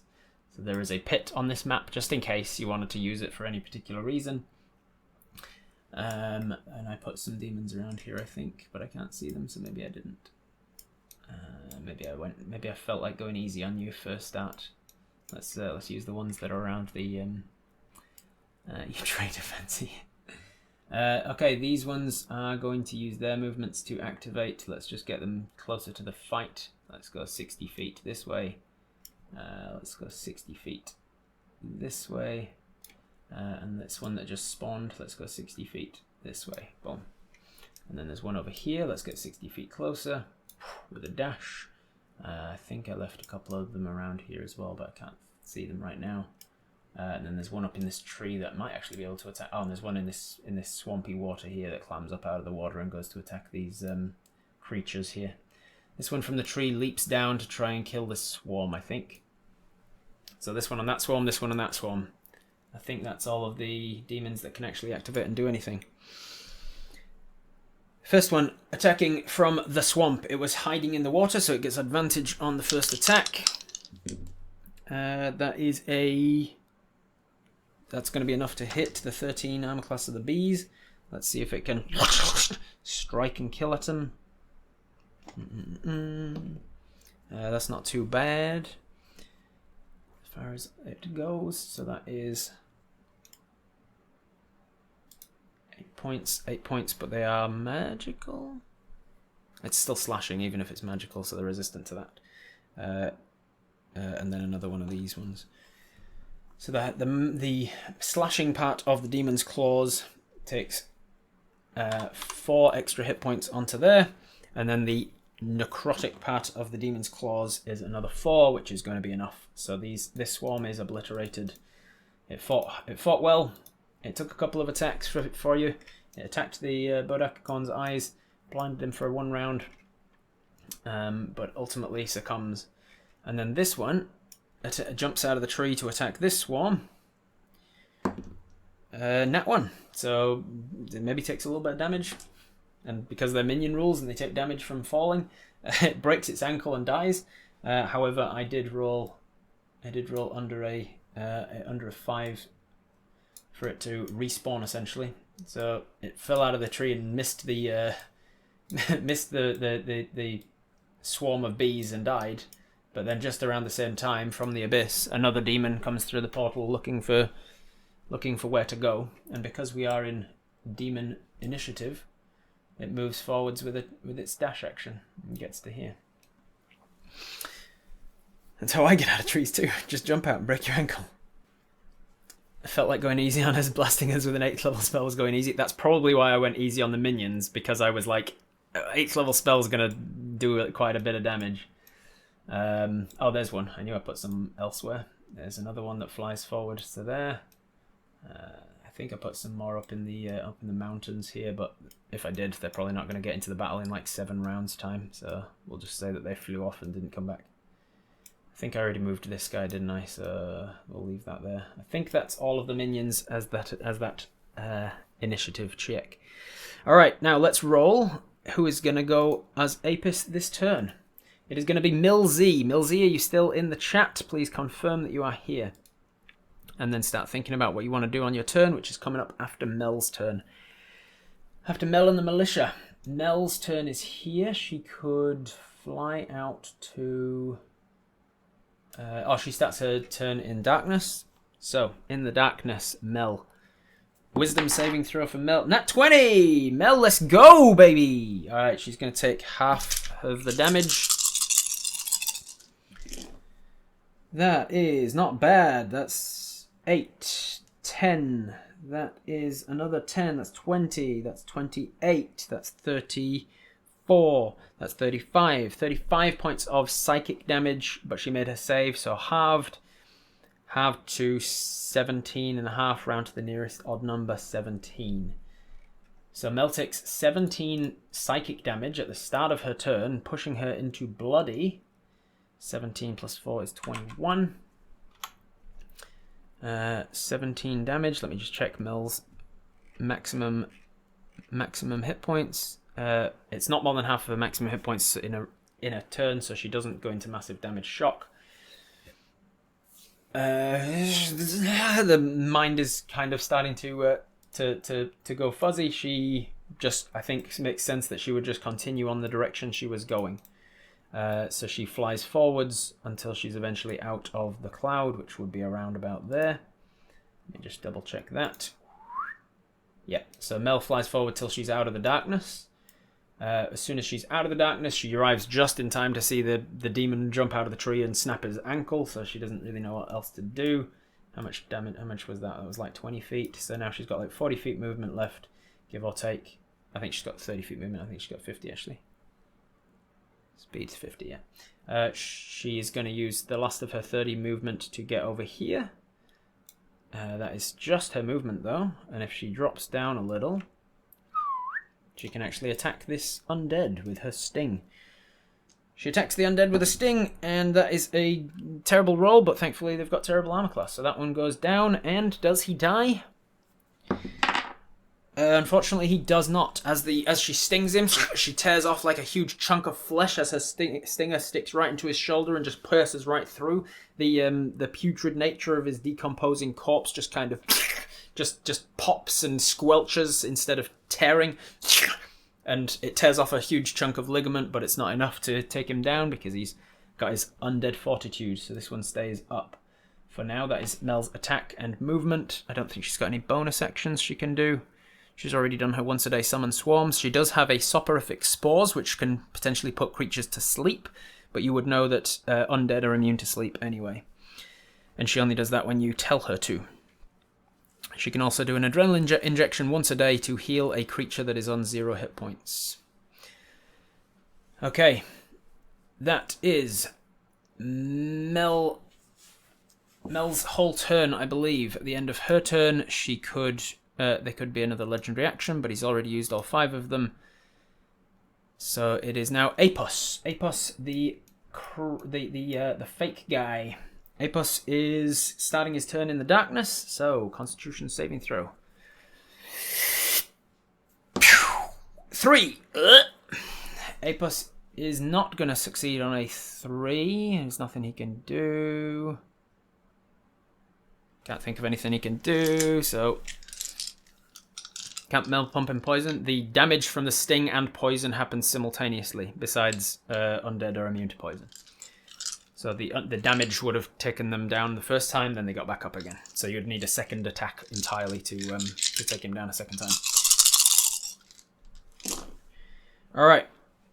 He's going to take full damage from this psychic. Thankfully, I see 3 1s in this. Okay, so that is 10. That is 19. And that is another 3. Makes 22. 22 points of psychic damage. Not great at all from the roll, but that's good for you guys. 22 takes him to 26. He is looking fine. Or I should say they are looking fine, because they are currently you. Do they maintain concentration after 22? The DC is an 11. So they need an 11 on the concentration check on whatchamacallit. That is going to be an 11 exactly. That is an 11 exactly, 9 and plus 2. So they just maintain concentration on the Hunter's Mark, despite the whispers of madness. Ep100 gets to have its turn. Ep100 has got your abilities, which means they have your Arcane Archer ability, which means it has Seeking Arrow. So Ep100 has Seeking Arrow. If they want to use it, they could bonus action Planar Warrior, then attack with a Seeking Arrow, and do a bunch of force damage, which would maybe make it drop concentration. That might be the way to go. I think that's what it's going to do. Ep100 is blinded by the darkness, doesn't know where the darkness is stemming from, knows enough about magic and arcane. With you being proficient in Arcana, it means that Ep100 is proficient in Arcana. So they know, like, hey, maybe let's try and make it drop concentration. Just fires off a Seeking Arrow up into the air.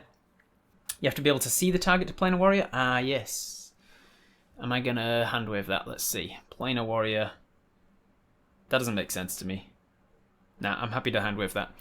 I think being within 30 feet makes sense to me, because you're kind of concentrating on forcing the fundamental force magics that hold up the universe entirely, like everything on which the planes of the universe are built. You're trying to focus that into the arrow, and you're continuing, like, keeping that in place, so you can only fire it over short distances. That makes sense. But yeah, the just turning the arrow into force in the first place doesn't. Why would you have to see someone for that? That doesn't make sense. So I'm going to say that you can use Planar Warrior without seeing the target, but they still need to be within 30 feet of you. It won't come up all that often, because usually you have to see the target anyway in order to attack them. It's only really because of the seeking that we're allowed to do so. Doesn't Planar Warrior require an attack roll, and Seeking Arrows don't do an attack roll? Doesn't matter. Planar Warrior, as far as I'm concerned, is a bonus action to turn all of the subsequent damage from your next attack into force damage. So Planar Warrior as a bonus gives them a D8. D8 from the attack is another D8. Remind me what Seeking Arrow does. Does it actually do extra damage, or does it just negate the need to roll? It says Dex save, yes. Yes, D6 from Hunter's Mark, thank you. It adds a D6, does it? You grant the arrow the ability to seek out your target. When you use this option, you don't make an attack roll for the attack. Instead, you choose a creature you've seen within the past minute. If they're within weapon's range and there's a path to blah, blah, blah, blah. Dex save. If it failures, it takes the arrow's damage and an extra D6 force damage. So this is going to hurt a lot if it hits, because it's doing a D8 from planar force, a D8 from the damage of the weapon, a D6 from Hunter's Mark, and a D6 from the extra force damage from the Seeking. So 2d8, 2d6 plus 3. Yeah, 2d8, 2d6 plus 3 if it fails the dex save. If it succeeds the dex save, it'll take half damage. Okay, the unicorn is going to dex save. Ooh, that's not great, but it's right on the edge. Let me have to look up the stats. That's going to fail, I think. What's your DC on your seeking arrow ability? I don't have it written down here. What is the DC on, marked as an arcane archer? It's a 14, is it? Awesome. It failed. The unicorn fails the save by 2. A million? I don't know. DC. This is a lot of force damage, and I rolled well as well. 3 6s and a 3, so that's 18 plus 3 is 21. 21 plus 3 is 24. 24 force damage to the unicorn, which is going to require a saving throw DC 12 on the concentration. 24 onto 56 takes him to 80. 80 points. Is that bloodied yet? 80 points. You have learned its threshold. Or one of its thresholds, anyway. As the bodakicorn has taken significant damage there and has become considered bloodied. Now, does it drop concentration? Let's find out. Does not.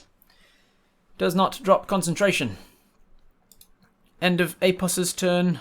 Oh, is it bonus action planner? It's got movement left. I think Apus knows that they're standing on top of a rock and any direction might fall them off and break their ankle, so they're not going to move at all. Maybe they just kind of shuffle their feet this way a little bit. Second attack. They do have a second attack. Thank you. I forgot about that. So Oath is going to blindly take a shot. I'm going to roll to see which space. I'm going to say... Oh, wow, they do. Okay, so they choose the right space, just happenstance, just from, like, I think it was somewhere here. Oh, Seeking Arrow tells them exactly where they are anyway, so... blinded, so you don't know where... Following up with Seeking Arrow... Yeah, I'll say the Seeking Arrow allows him to know exactly where they are, which means that I'm not going to roll with disadvantage on this attack, because it's following immediately after it. So the Seeking Arrow pings a direction, a exact geo-coordinates. Bing! Almost illuminates them in their mind. Right, that's where they are. Second arrow follows it up. Nat 1. after all that description, I know exactly where they are. I'm just not good with the bow, apparently. Yeah, unfortunately, maybe Apus's foot slips on the rock at the last second and arrow flies off. That is Apus's whole turn. End of Apus's turn could be a legendary action, but they're all out. So it's now Apus. Milzy, I think it was. Milzy, are you still here? What does Apus want to do? You've written here, bonus action cast Zephyr Strike. That'll give you a spell to focus on. Ultima's Guide My Bow. Shoot at the bodakicorn twice and then use our full movement, including an extra 30 feet, to go around the rock as far as we can towards the graveyard as we can. Awesome. So, start of your turn, though.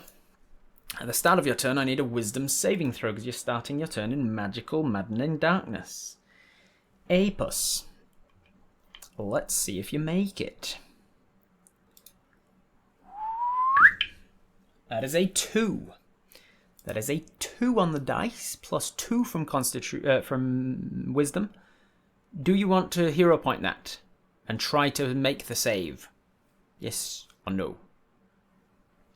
Thumbs up, thumbs down. Do you want to make your? Do you want to use a hero point to wisdom to try and do that? To try and make the save. Yes, it's a nose coming in equal numbers ish. All right, this is going to be too close to call from just looking at the chat, so I'm going to have to put it to a poll. Hero point reroll. Hero point to reroll this, yes or no? This could be quite a clutch one. It is going to be a lot of damage. You'll have it if you make your save. The time starts now. Could drop concentration. We're not currently concentrating on anything. We dropped concentration on Hunter's Mark already, and we haven't cast Zephyr Strike yet because it's at the start of our turn when this happens, not the end. Can we use a hero point for a critical hit? You can use a hero point to turn a regular hit into a critical hit. Or you can use a hero point to turn a miss into a hit, but not a miss into a crit. Alright, the answer comes back no. 3/4 of Apis' mind, 74% decides no, we're not going to hero point this, we're just going to tank the full damage. So, as you tank the full damage, this is what psychic damage you are taking. I see some big numbers. Heads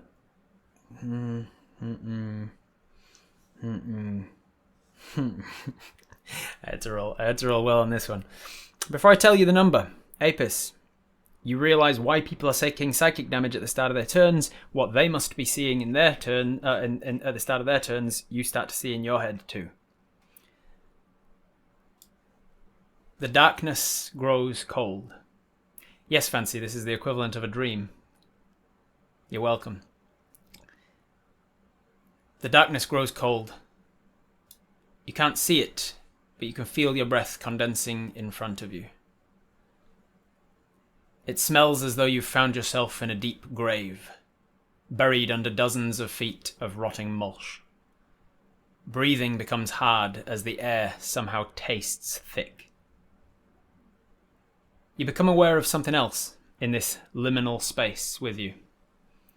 A body suspended from a meat hook, deeply embedded in its right shoulder. The body, impossible to scale without any context clues around it, seems to have been some sort of furry humanoid in life, perhaps a minotaur, but it has since suffered great and inconsistent levels of decay, so as to make identifying it not only difficult, but severely unpleasant to even attempt. While the viscera-matted fur remains on large swaths of its skin, other parts have all but rotted away to the bone, exposing maggot-writhing flesh, sinews, and bone. Its skull lolls to its chest, unbalanced to the left side by one large spiraled horn, exposing the right side to more ready scrutiny by unfortunate eyes. The gaping hole in its cheek exposes blackened gums and broken teeth, and what remains of an eyeball in its right socket is desiccated and pruned, and yet it still moves to look at you. What a delight to meet you properly, Archer. And you snap back to this reality and take 40 points of psychic damage. I rolled an 8, a 7, 2 6s, a 5, and 2 4s. And this is I'm rolling 1d8 less than I should be for the Maddening Darkness spell, by the way. It should be 8d8 psychic at the start of every turn. I'm rolling 7d8 psychic to help you out a little bit. And I still rolled well. So you take 40 points of psychic. So that's 6 and a 4's 10, 6 and a 4's 10, 8, 7 and 5's 20. So that's 40 points of psychic damage, which is narrowly avoiding massive damage because it's just under half your maximum. So it takes you from 81 to 41. Okay, that's the start of your turn. Milzy, you wanted to. Let me bring it up again. Bonus action to cast Zephyr Strike. Okay, so Zephyr Strike. Somebody bring that up for me in the chat with a TT Zephyr or whatever it is. I wish Oath's shot had made him drop concentration. Yep, would have been good. Does Seeking Arrow use an action or just one of our shots? It just replaces one attack. Alright, TT Zephyr, thank you very much. Using Zephyr Strike, which is a concentration and a bonus action, Apis can move like the wind until the spell ends. Their movement doesn't provoke opportunity attacks, and once before the spell ends, they can give themselves advantage on a weapon attack roll on their turn. The attack deals an extra d8 force damage on a hit, and whether they hit or miss, their walking speed increases by 30 feet until the end of the turn. So, we're going to Zephyr Strike, we're going to use that advantage immediately to give ourselves the extra feet and advantage on the attack. You're going to shoot at the bodakicorn twice, hopefully knowing where they are and trying to hit them, and then run as far as you can towards the graveyard. That's all of Milzy's turn. I think it's a very smart one. So with Zephyr Strike, we are going to first pull up the spells and use the last of our first level spell slots. Remember, we have only one second level spell slot left now. What are you saying, Wraith? Milsey says, can we make the first attack with a seeking arrow then, please, but everything else the same? Gotcha. So the first attack is a seeking arrow, and then the second attack will be without disadvantage, because you'll know where it is if it has succeeded. So then let me mark off that. The first arrow is used, the first of our arcane archer abilities. We've used it as we do a little prayer to Ultimas. Ultimas, if you've been looking down on me at all, now I need you more than ever. Guide my arrow, please. Up into the air, out of the darkness. You are going to, let's see, bonus action to take the attack action. First attack is to replace with a seeking arrow, which gives you a d6 force damage. A d6, no, you're not concentrating on Hunter's Mark. d6 force damage, d8 from your regular damage. No planar warrior, so it's just a d6 and a d8 plus 3. And it adds force, and the seeking arrow adds force damage. It doesn't turn the whole thing into force damage like planar, so the d8 will be halved, the d6 will not. Okay. Alright, let's see if we can hit this thing. It's gonna dexterity saving throw. Unfortunately, it makes the dexterity saving throw with a 17. So it is going to take half damage and then halved again from the piercing part of it. We dropped Hunter's Mark? We dropped Hunter's Mark when we took necrotic damage, yes. Alright. 3 and a 1. So the 1 on the d8 is halved, and then halved again, taking it to a quarter, and then a quarter rounds to 0. So the piercing damage part of the seeking arrow does nothing. The force damage part is halved from 3 to 1.5, and then halved again to 0.75. 0.75 rounds to 1. So you do 1 point of force damage to it. Plus 3 from the arrow, I guess. So another 1. So you do 2 points of damage. You do 2 points of damage total. But that is still going to force him to make a concentration check. And, more importantly, it's going to give you the exact location of where it is, so that you can then take your a second attack without disadvantage. So it's not a waste. Concentration check for him.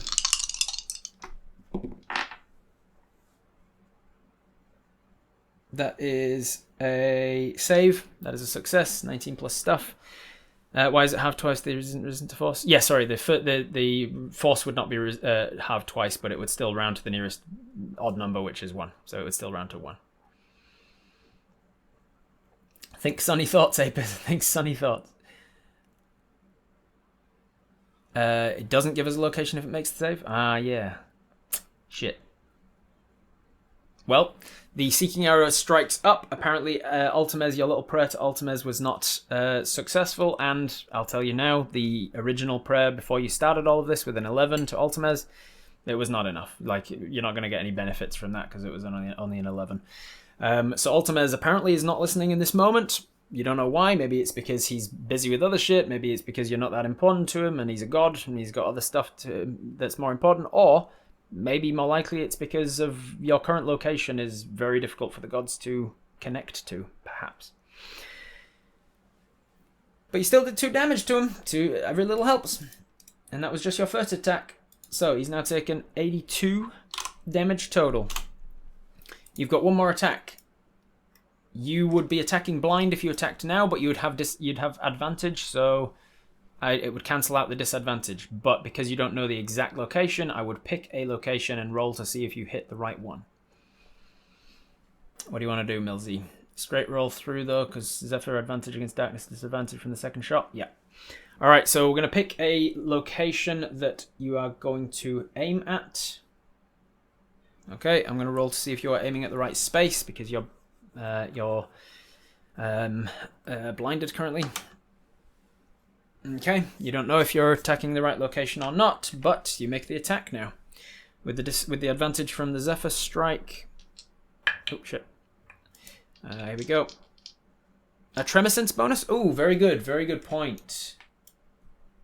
Very good point. Radius of Tremor Sense might cancel out. Yes, within 30 feet, just. Concentration check first. The fog might clear up and give us a better shot. I already did the concentration check. He succeeded with a 19 plus stuff. With Tremor Sense, as a dwarg, connected to the ground and earth and all things ground-like, my version of dwarves, they get the ability to tell vibrations and things that as long as you and the target is connected to the same piece of dirt or the same piece of ground, the same piece of rock, you can kind of feel where they are. So although you can't see him, your tremor sense gives you a sort of blind sight in this moment, and you can feel where he is. So while you were going to aim at the wrong space, you aim at the right space now. So you're aiming at the right space. You have disadvantage because of the darkness, but you have advantage because of Zephyr, so this is just going to be a straight roll. Straight roll. 19 plus stuff will hit. You shoot off an arrow. It is just going to be a regular arrow unless you want it to be one of the masterwork arrows. I don't think there's a reason for it to be. You've also got sleep arrow and entangle arrow if you want to use them at some point, but you didn't say so, so I'll just use a regular one. That is a d8 plus 3 regular damage. D8 plus 3 regular damage. Okay. D8 plus 3 regular. I'm desperately trying to think if I've forgotten anything because I really don't want to mess anything out for you. Alright, that is 3. 3 plus 3 is 6. 6 halved because it's regular piercing damage is 3 points of damage to him. 3 points of damage and another concentration check. See if he drops this maddening darkness. Concentration with advantage. Ooh, that's really bad. How's his con save? Both of those are bad numbers. How's your con save? Where are you? Bodakicorn, con save. Ah, guts. Nah, that's a success. He's got a decent con. Got a decent con, unfortunately. You're gonna need to try harder than that. Hits him. Does the Zephyr deal an extra d8 damage? I don't think so, does it? It just gives you advantage on the attack. Or is it advantage and if it hits?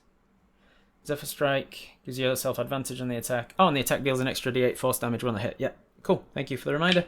An extra 2 points of damage, which would not have changed the DC of the con save. But it's still chipping away at the damage. 87 damage the unicorn's taken now, the bodakicorn. Okay, very good. Where are we up to now? That was Apus's action, bonus action. You've got your movement, and you've got an extra 30 feet movement. So you've got 60 feet movement to try and get around this rock as much as possible. You kind of put a hand on the rock and use it to guide yourself around. I thought you could drop things. Drop like a little. Maybe I'm thinking of Roll20 or something. I thought you could like move them. No, all right. So 15. We've got 45 feet movement left. You kind of get to where the rock is. You get to about there, and then you've got 20 feet left ish. You get to about here, I think. You run out into there. You're still going to be in the darkness though. Even if I push you, even if I'm generous and push you another like 5 feet, you're still going to be in the darkness. Because it was from there out to, yeah, way in the darkness still. Yeah. Yeah. Unfortunately, even if I went extra generous and pushed you another 5 feet, you're pushing yourself, going just blindly into the dark.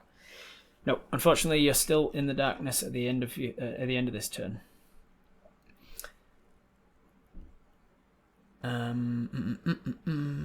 That is Apus's whole turn, I believe. Bonus action, movement. Yeah, that's Apus's whole turn. So we're going to go to the next.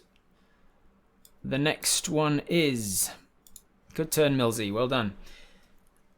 Let's go to !Dark. D-A-R-K. If you want to be in with a chance to decide what Apus does on their next turn of combat. !Dark in the chat.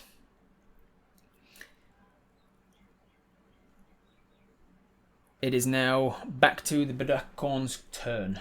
He gets all of his legendary actions back. What does he want to do? He can now see Apus. You're running away. What does he want to do? I think he's going to use this ability finally. See if he can kill one of you.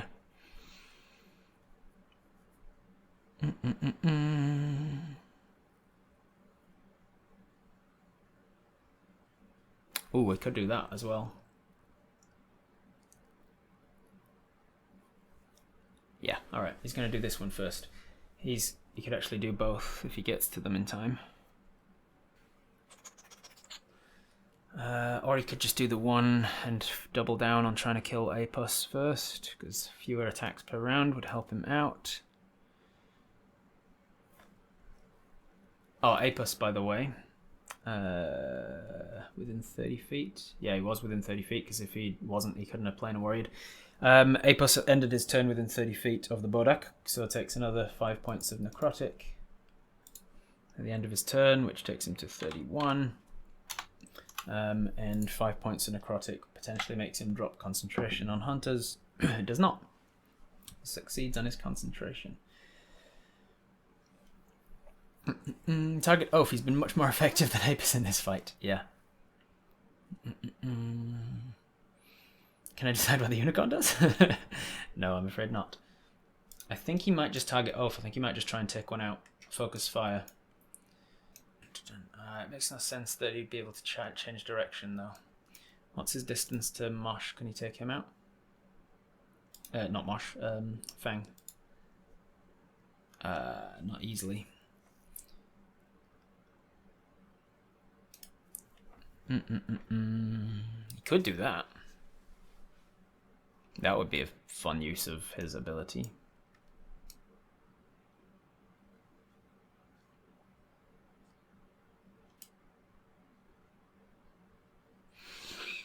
What does he want to do? What does he want to do? What does he want to do? Come on, make a decision. He is going to... Yeah, he's going to do that. He's not going to get his charged run-up ability, unfortunately, because he's been running in a straight line this way, so having to change direction to slow down and then change direction and jump up onto this rock. He's not going to get his ability. I mean, mechanically speaking, he can move 25 feet in a direct straight line, but it just doesn't really make sense to me narratively that he'd be able to get his charge ability on there. He has to jump up onto a rock after all. He's going to jump up onto the rock. He's going to get within 5 feet of Apus, and he is going to try and pierce him with his horn. And when he does so as an action, he can also try to paralyzing touch a number of times per day. Does he have to make an attack roll first? Attack roll with the horn. He's got advantage because he's in darkness and the other one is blinded. That is an attack, and that's going to hit easily. So he's going to take 5 points of piercing. 5 points of piercing and another 14 necrotic. 19 total to this guy. 19 total takes him to 50. He's now looking bloodied. Concentration check on the hunters. He's still making it. Apus's oath is using a lot of concentration here. He's making his concentration. The horse didn't climb the rock. The horse jumped up the rock. The horse leapt up the rock. Galloping horse jumped up, stabbed with the horn, and as he does, he's going to use one of his paralyzing touches for the day to try and paralyze him. Apus needs to make a saving throw, which I think he's going to make it. What's his save? Constitution. He succeeds. Just. Anything that happens? No, nothing else that happens on that. So he's used that attack on this one. Used his movement. He's still got some movement left. He's going to use a bonus action to make a hooves attack. He's going to jump up, like rear back now, and try and make an attack with his hooves. That's thankfully it was advantage, not disadvantage, because that was a nat 1, but the other one was a hit with, yeah, definitely a hit, 19. He's going to take some damage from the hooves. That's 9 plus 4 is 13. 13 bludgeoning. 13 bludgeoning and another 6 necrotic is 19 total. 19 damage to Apus. And because he was hit... nice. Because he was hit by a hooves attack, he needs to make a strength saving throw. He made it. Like, Apis is making these saves, man. Apis is making these saves. So he makes his strength save, and is not pushed prone, or pushed 5 feet away, which would have pushed him off of the rock, and he would have taken even more damage.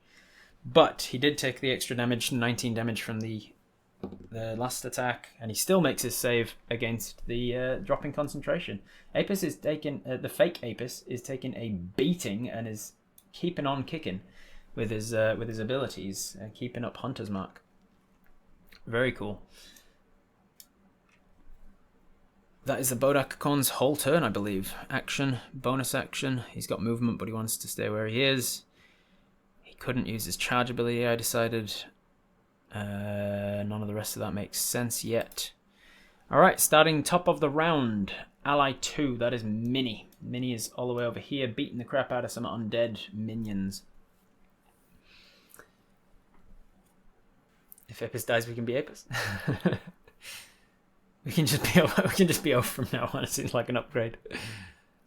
Alright. Minnie, what is Minnie gonna do? Finish off the undead? It makes sense, right? Like, obviously Minnie would love to get in battle with undead unicorn, but it makes more sense thematically. She's currently engaging with all of these monsters. Okay, so Minnie is going to attack one of these. I don't think she needs advantage because they've got terrible armor class, so she's just going to take the attack action on the first one. Pop, enough to hit, and do they go down? They do not. Pop, second attack, hit. Do they go down? They do not. Bonus action, flurry of blows. She's going to use a key point. Third attack. Oh. Even with her modifier, that might miss. That was a nat 2. What's your modifier, Minnie? Minnie, you're fine. No, you're fine. Even with her, she's got a good modifier, thankfully. Just absolutely caving in this zombie's head. Just smashing and bashing and crashing. Just ripping out throats. Come on, get out. Come on, you bastard. Busting teeth in. She just grabs one of them by the scruff of the neck and is just with tiny little fairy fists. That one is hit and goes down, but does it die? It does this time. Alright, on the third attack. This one goes down dead. You'll notice I'm leaving the zombies on the battlefield, even though they are dead. Flurry of Blows gives her a fourth attack, so she's going to fly up behind this one and make an attack. Fourth attack hits, and does it go down? Oh, shit. Goodbye, dice. Does it stay down? It does. Alright. So, with 4 attacks, Minnie manages to take out 2 of the minions. She's got all of her movement left. There's another one over here that is unattacked, so she uses her movement to fly over to it and engage it in combat. That was a bonus action and movement. Minnie, you're done. End of Minnie's turn. Legendary action. Legendary action. What is he going to do as a legendary? Bodakicorn is going to do a... Does he want to do the healing thing again, or does he want to activate the minions? Yeah, I think it's about time. How many are dead? 1, 2, 3, 4, 5, 6. It's a good time to do it. He's going to activate the zombies as a legendary action after Minnie's turn. As he activates the zombies, he can choose for the zombies to the ones that are still alive, can choose to move up and make their attacks as normal, or they can forego moving the ones that are alive to reanimate the ones that are dead. So he chooses where is it? There it is. And he 8. I got an 8 on the D10, so he can reanimate 8 of the zombies. So this one gets back up again. This one gets back up again. These 2 that you just finished off get back up again.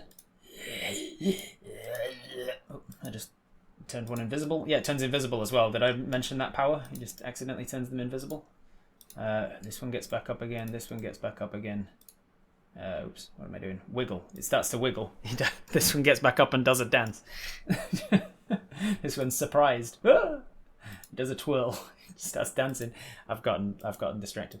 This one gets back up again, and I think that's all the ones. Oh, and then this one also over here gets back up again.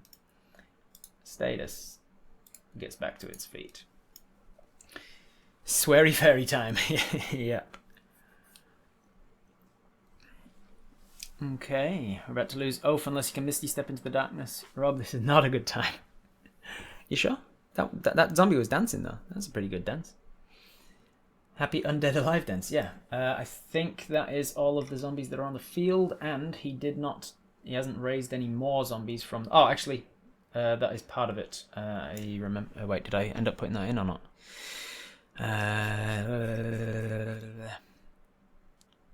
Demon minion stats. Yes, I did. He starts by raising ones that are already on the field, and if it is over, which is 1, 2, 3, 4, 5, 6, then I've got 2 more. If it is over, then he can raise half as many as the remainder from the ground. Undead. Let's go with this dwarf guy. This dwarf guy raises out of the grave right beside him. If the mini and the bodakicorn play a game of chicken, what, looking at each other, charging at each other? Rob's having more fun than all of us. Okay, that is the legendary action to move the undead. That was the end of Minnie's turn. Starts with Ally's turn. She wasn't starting in the darkness. No. Ally 3 is Mosh. Mosh ran out of the darkness as well, so he doesn't have to make the save against Wisdom. Nothing happens at the start of his turn. Nope, he's just going to focus his attacks on killing the undead that just got up in front of him. Slashing at them with his werefox claws. First attack is a hit, and it stays up. Oh no, it goes down. Even is good for you guys.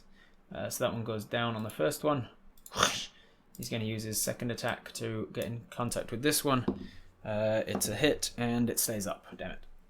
That's Mosh's turn. He can't do anything as a bonus other than change shape, and there's not a lot of point in doing that. End of Mosh's turn. Legendary action again. Does he start with the demons now? Let's start engaging with demons, yeah? Getting them closer.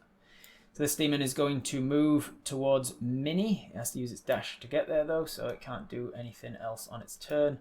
It's a good thing you took the ones out that were behind you, though, because that would be a pain. This one starts to move. Jesus, fluttering.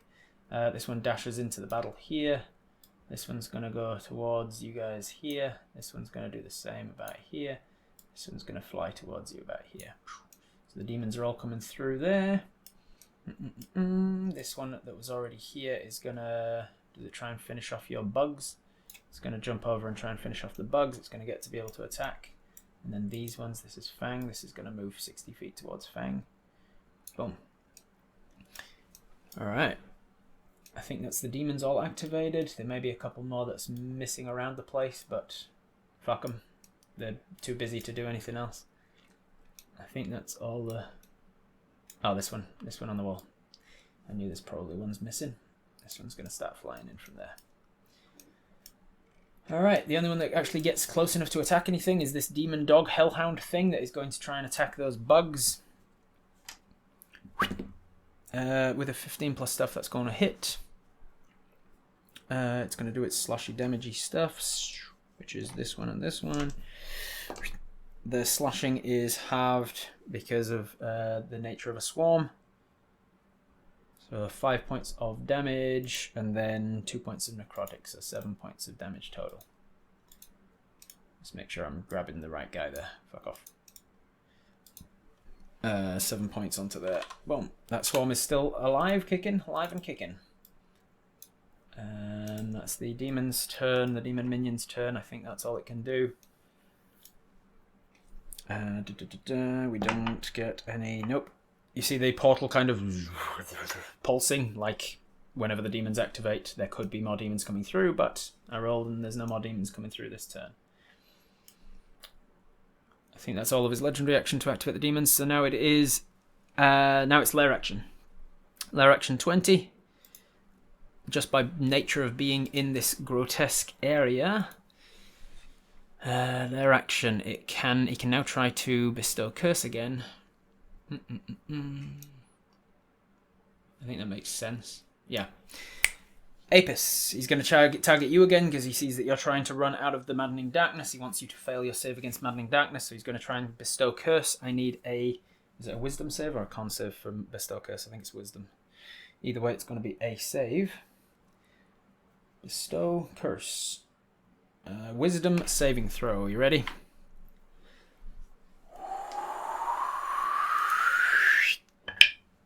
$13 plus your Wisdom of 2 is a 15. What is his DC? I think that might be enough. I think it might be.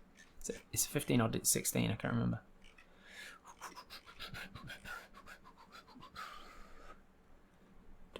Where am I looking for the DC? Where did I write it?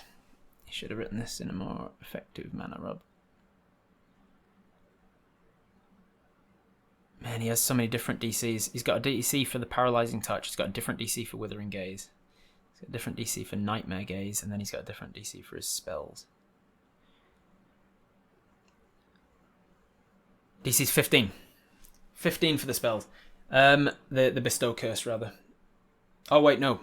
This isn't one of his spells. It's a lair action, which that's why I couldn't find it. It's a lair action DC, which is different because it's not the unicorn that's actually controlling the lair. It's the Jorax. Yeah.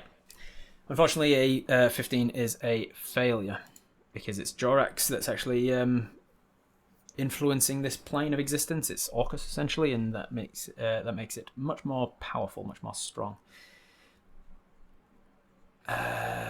Failure, man. Just keep up. Alright. You touch a creature, Wisdom saving throw 15 just fails, DC 16 for that.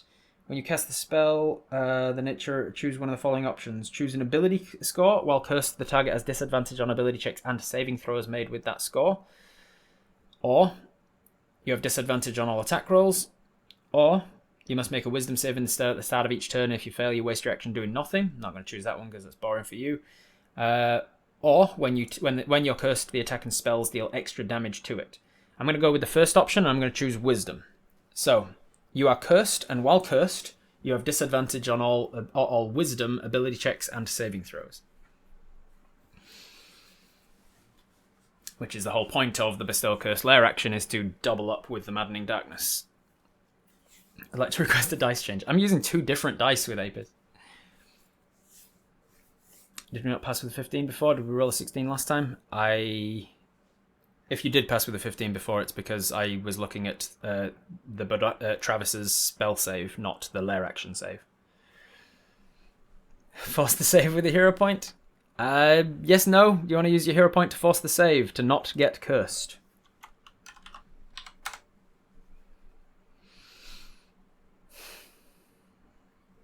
Hero point will turn it into a success, yes. But you only get 1. Do you want to use it now?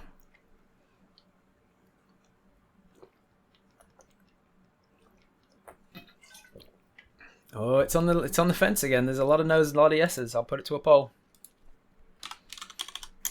Poll.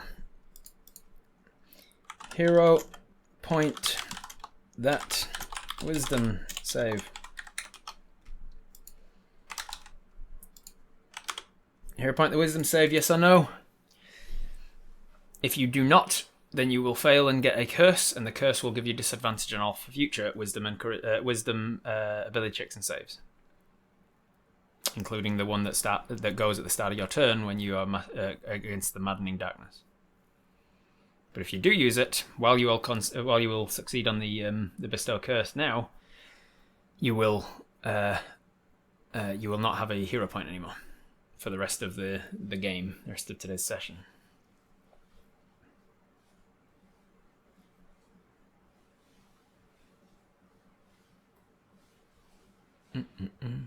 Can't kill it if we're dead.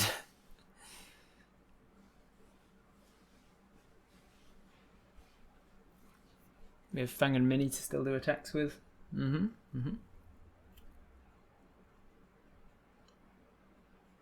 this poll is tight. Alright, at the end of the minute.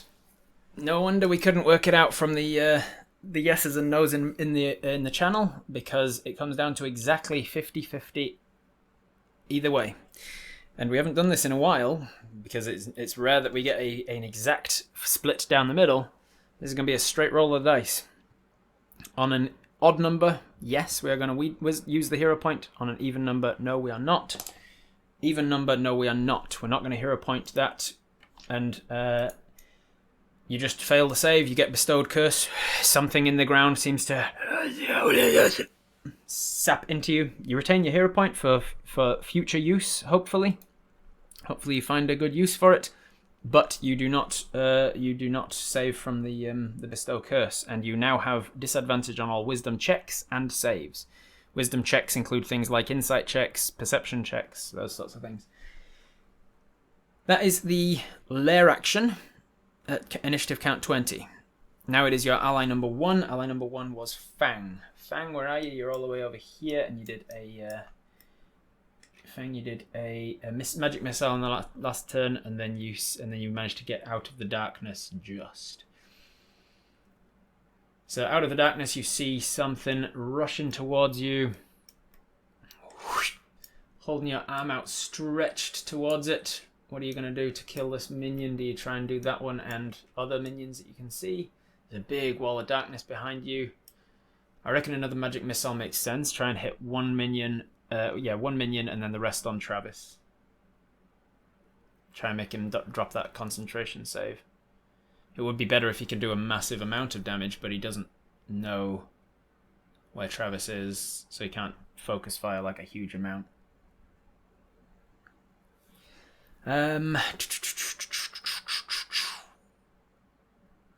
Yeah, he's going to cast Magic Missile at 3rd level again.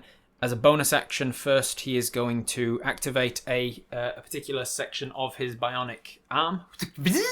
It just seems to pop out almost like a pauldron near the top. And then it shimmers, and a force field of energy covers over him, as he is an artillerist artificer, much like Greg was, and his poppy, or his equivalent, is included into his arm. So he's going to use the bonus action to create his protector ability with the poppy, with his turret gun. He's going to get 6 temporary hit points. 6 temporary hit points. I'm just going to use that as healing him 6 essentially for the sake of easiness. He's going to then create a 3rd level magic missile. This is his last 3rd level spell slot. So he's out of 3rd levels from this point. He is going to fire off 5 missiles. 1 at the minion that's flying towards him, and the other 4 at the bodak. So the one that's flying towards him is going to pop, and then we're going to roll to see if another one comes through the portal. It does not.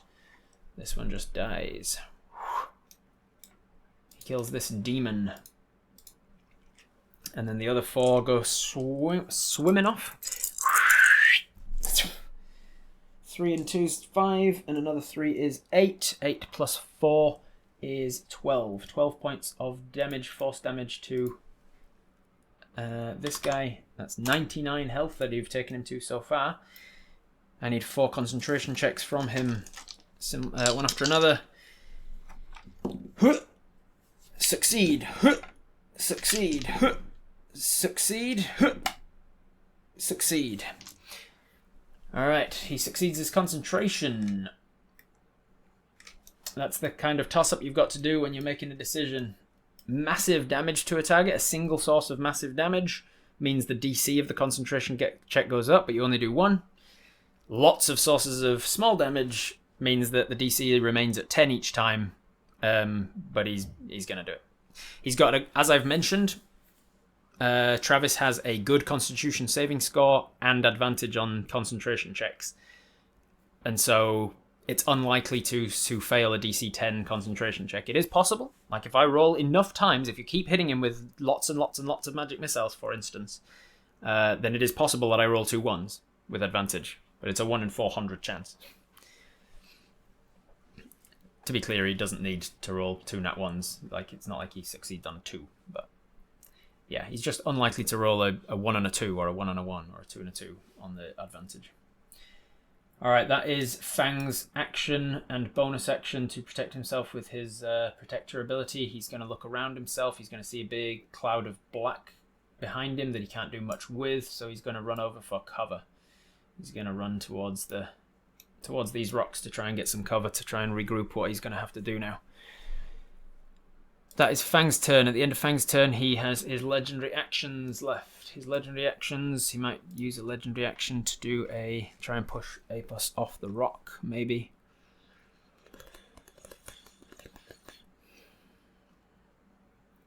Yeah, legendary action to make a hoof attack against Apos. He's got advantage. Let's try and take him out. 19 plus stuff definitely hits. He's going to do a shit ton of damage here. 2d6 plus 2d8. He's not halving any of that, is he? No.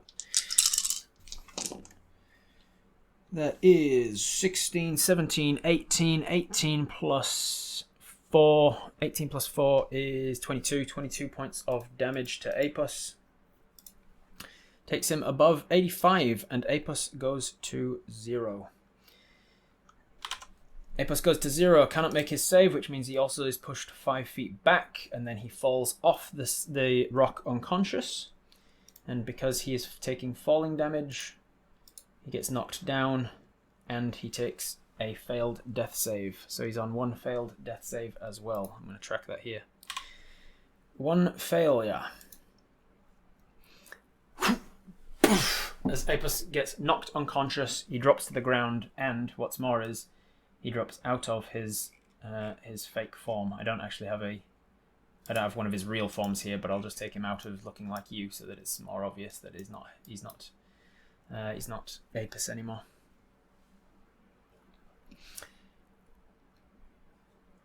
That was his legendary action at the end of Fang's turn. It is now Mel and the Militia's turn. Mel is not starting within the darkness, so doesn't need to make crazy saves. She's going to fly in and try and stab this guy.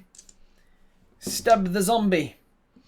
That is enough to hit. Plenty enough to hit. Does it go down though? It does. Oh no, it doesn't. Odds are against you. That's how I remember it. The odds are against you. So odds are not in your favour, the evens are, and the odds means it stays up. So she stabs into it again, tears out a chunk of flesh from the throat. It just turns around, snapping and snarling at Mel. That is her action. Her militia then get to go and try and take out this zombie here. Militia are going to bite, scratch and sting. That is going to succeed. Is it going to go down? It is not. That is the militia's turn though. That is Mel and the militia. End of the turn. We've got 1 legendary, 2 legendary, 3 legendary. It's still got 2 legendaries left. 2 legendary actions left. It is going to use its movement, I think, as a legendary. It is going to use half its movement. Difficult terrain, I'll say, so it gets to there. Let's roll to see who's up next. Roll it. We've got Emmanuel. You still in the chat, Emmanuel? Let us know if you're in the chat. You have now got control over Apis on your turn. Let us know what you want to do. It's going to be a movement, bonus action, and action. If you need guidance, you can ask the chat, but let's try and make things relatively snappy if we can. At the end of that, we're rolling for that. You still here, Emmanuel? Yes, you are. Wonderful. The next up was Apos. Apos is going to take his turn, and he's going to roll a death saving throw. If I roll a nat 1 here, Apos dies, because he gets 2 failed death saves from a nat 1. If I roll anything else, Apos does not necessarily die. Let's go. That's an 18. Alright. 18 is a success, so we've got 1 failure, 1 success. How do I want to track that? Can I go... I'll just go 1 and 1, like that. 11. 1 and 1. I'll remember what that means. Apos doesn't get nat ones. They're not us. Alright, Apos's turn was done. At the end of Apos's turn, the unicorn gets another legendary action, his final one of the 5, and is going to use it to move 25 feet to engage you in melee as you are running away. Charges down towards you with its 25 feet of movement. Alright, it is now Apis' turn. Emmanuel, what do we want to do? we've got action, movement, bonus action. We're engaged in melee. Oh, in the start of your turn, you need to wisdom saving throw because you're in the darkness. Wisdom saving throw first. Shoot entanglement arrow with the search arcana ability. Oh, okay, cool. So the entanglement arrow you're using the seeking ability. We'll hold on to that, Emmanuel, to see if we succeed our wisdom save first. Dice cam, wisdom save. Ooh, 6 is not great. You know what's worse than a 6 though? Disadvantage. Okay, 6 or a 17. So with a 6 plus 2, that is going to be a failed wisdom save. You're going to take full damage from the massive maddening darkness shit.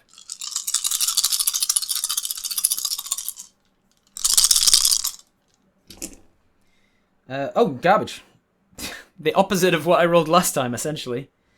Nothing above a 6. Alright, so that is 10. 2 3s makes 16, plus a 2 is 18, plus 1 is 19. Literally less than half of what I rolled last time.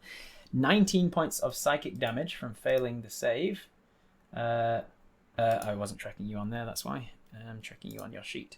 19 from 41 takes you down to 22. 22 points of damage. You are now considered bloodied. You and he both looking bloodied. Look. Base color bloodied. You are less than half your health. You are losing some of your mind. And as the maddening darkness continues, so too does the vision you had before.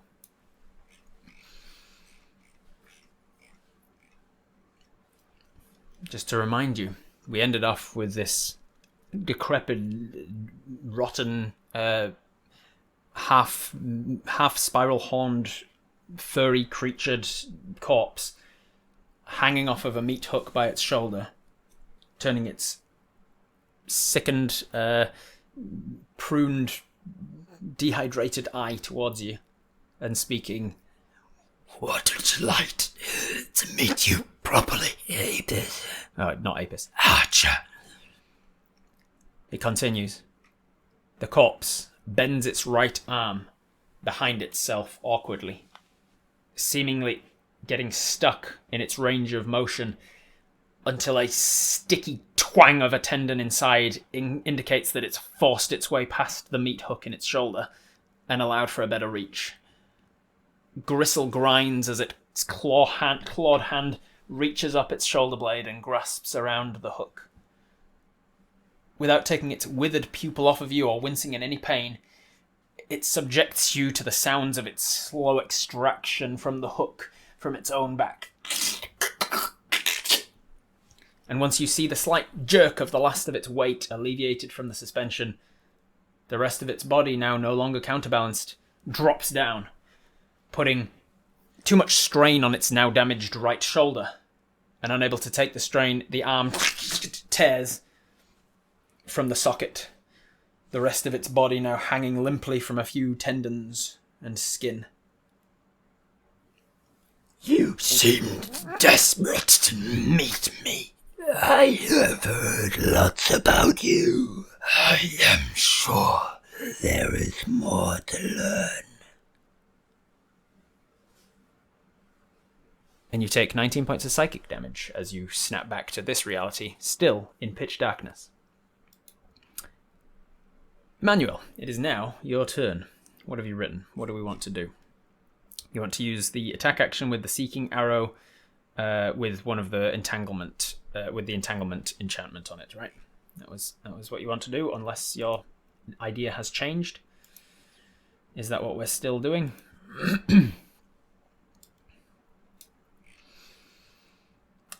Concentration on the Zephyr, thank you. Concentration on the Zephyr. I'll do that in the dice cam.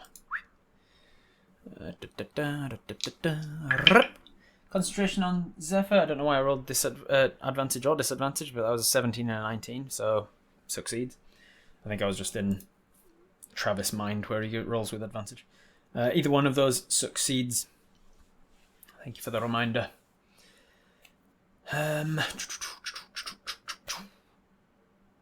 Okay, so move first if needed. Thankfully, you are still concentrating on Zephyr Strike, which allows you to move like the wind and not trigger attacks of opportunity when you leave melee range. So you are going to move further away, running out of the darkness finally, and realizing, oh, thank goodness, there is an end to this darkness.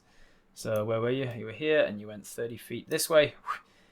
You're on 30 feet, you look back, you can hear that it was right behind you, and thankfully the Zephyr Strike allowed you to not get attacked. You'd know roughly where it is from your tremor sense, but not exactly where it is.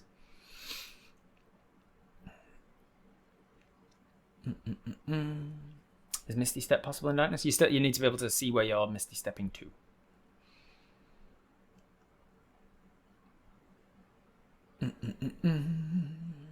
Alright, so Entanglement Arrow, search the Arcana Arrow. Okay, so you use the second of your Arcane Arrow abilities to turn another Seeking Arrow on. You are no longer able to do any of your Arcane Archer abilities anymore. No Bursting Arrow, no Seeking Arrow. But if it works, then it's for good effect. You're also going to use your Entanglement Arrow, which hit or miss will be used. And I can't do it from this page, so I do it from this page. We are down to no Entanglement Arrows, unfortunately. But hey, good use of it if it hits. Seeking, you look just somewhere in the darkness. You're like, it's definitely somewhere there. Ultimas, please guide my arrow. Please. Dexterity saving throw for it. Dexterity save. Unfortunately, that is a success on its save again. That is a 17 on its success. So it's going to do damage, but not as much damage, and you do not learn its location. We're going to do a D8 for the arrow. A D8 for the... Where's my other Apis D8? It's over there. D8 for the arrow, D8 for the... not Zephyr, the... D6 for the Seeking. Yeah, D8 for the arrow, D6 for the Seeking. I think that's it, isn't it? +3. Hero point to force a save, force a fail. Do I want? It's not you doing the attack; it's them doing the save. I'd allow it. Yeah, I'll allow it. If you want to hero point, to force him to fail his saving throw there, so that you do full damage instead of half damage, and you learn his location. Thumbs up, thumbs down in the chat if you want to use your hero point in this moment. You saved onto it from failing the wisdom saves. Maybe you'll get it here instead. It doesn't automatically get entangled. If the arrow hits, then it'll do. Then we need to handle the entanglement, which is a strength saving throw. Can't crit if you haven't rolled, Wraith. It's him rolling a save, not you rolling an attack. Alright, overwhelming, yes, you are going to use your hero point. So we are going to use up the hero point for the day to turn his saving throw into a success, into a fail. He fails his dexterity saving throw. Just in that moment, Altamez is guiding your arrow apparently because it's about to sort of graze and nick him, but Altamez just kind of pushes it to the side heroically and then hits more directly right into his front. And we're going to take full damage from this. Minus half from it being a... Oh no, the entanglement arrow is an enchanted arrow, so it is full damage. It is magical. I don't want to use hero point on seeking, hero point on a hit. Yep, well, too late, Race. I don't even think... Did you say no? A couple people did say no. It wasn't a unanimous, but it was overwhelming majority. So, first one is... Forgot to send the dice command. That's a 4, and a 1 is 5 plus 3 is 8. So that's 8 points of damage. Most of it force damage. 8 points of damage to the bodakicorn. Takes him to 107.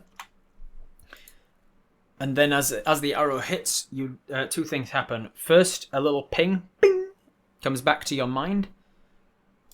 A little ping, bing, comes back to your mind, and you know exactly where the unicorn is.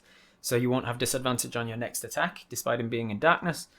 And the second thing that happens is you don't see it, but you hear the burst as the arrow strikes the enchanted globule of sticky gunk, the slime that I was going to say Talila. The sticky globule of gunk, the slime that Talila enchanted onto the back of this arrow, suddenly bursts outwards in a sickening shower of sticky slime, and he needs to make a strength save or be entangled, as per the entanglement spell. So his strength save, he doesn't have advantage on this, does he? Let's have a look. I think he's got advantage on all magical saves. Too many things. It's over there. That's why.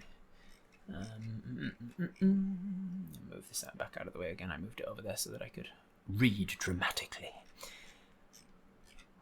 Bodakicorn, magic resistance, advantage on saving throws against spells and other magical effects. So unfortunately, he does have advantage on this save against the save of the entanglement. That's not bad at all. That is an 18. 18 unfortunately succeeds. So it splashes around him. There's gunk and stuff attached to him. It's matted into his fur. His bodakicorn mane is all kind of matted. He is definitely sticky and gunky, but it's not enough around his legs specifically to prevent him from moving. He can still move around. He's just covered in crap. That was your first of 2 attacks. Emmanuel, you want to make another attack now because you pinged him when you know where he is in the darkness. Second attack is to attack, just straight attack. You know where he is. You'll still have disadvantage because of the darkness, because the knowing where he is means you're targeting the right space with the attack, but you still have disadvantage to actually hit well. To hit enough to cause damage. 6, 4, 3, 2, 2, 1. That's only 68. I took a D8 away and didn't roll it. That's why. I was like, that. Why is 19 so low? You take another 3 points of psychic. It was 22, not 19. Marking it on the wrong thing again. Another 3 takes you to 19. There you go. I didn't roll enough damage against you. The tremor sense. Yeah, okay, I'll allow that. With a combination of the seeking arrow and the tremor sense, yeah, you know where he is. No disadvantage. That's right. That's right. Okay. I was thinking something took away the thing before. It was the tremor sense that allows you to, and then the seeking arrow that allows the attack and the advantage. I'm with you. I'm caught up. I don't think there's anything else there. All right, so you are going to. You're not able to see him, thankfully, because he's still in darkness, so you don't need to worry about the looking at his eyes thing. The dice cam. Is there anything else there now? That is a 19. 19 plus stuff will hit.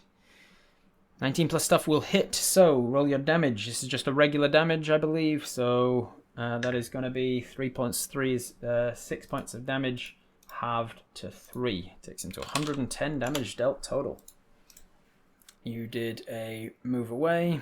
You did a seeker. You've still got a bonus action. Did you want to planar arrows? Oh, planar and silver, he said. Okay, sorry, my bad. Planar and silver. I must have missed it. Silver with planar. Gotcha. My bad. So as a bonus action, before you release that last attack, your bonus action to make it planar, you turn all of that damage into force damage, which is the 3 that I rolled, plus another d8 force, which is 5. Sorry, I didn't tell you on the dice cam. That is a 3 and a 5 on the dice there. For 8 plus 3 is 11. 11, it all becomes force damage, so he's not halving it. So that takes it to 118. 118, and because it's force damage, it's not. He doesn't resist it anyway. The silver doesn't add anything extra to it because you were turning it into force damage. But you're now down to 11 silvered arrows. Decent damage though. Let me check him. How's he doing? He's still standing. Does he want to? Yes, he does. At this point, with him attacking him for the Constitution save, he chooses to fail it. Now that everybody has left the Maddening Darkness anyway, he chooses to just drop the concentration on the Maddening Darkness, which means that as you are staring right at him to attack, you weren't able to see him with the darkness up, but he chooses to drop it, and as the darkness drops, you are met with eye contact with the bodakicorn. I need you to make a Constitution saving throw. Oh man, what kind of butthead would end an episode on such a cliffhanger? This kind of butthead. If you want to see the final part, you should subscribe so you get notified when it goes live, or consider supporting me on Patreon where all my videos get published early. It might even be up now.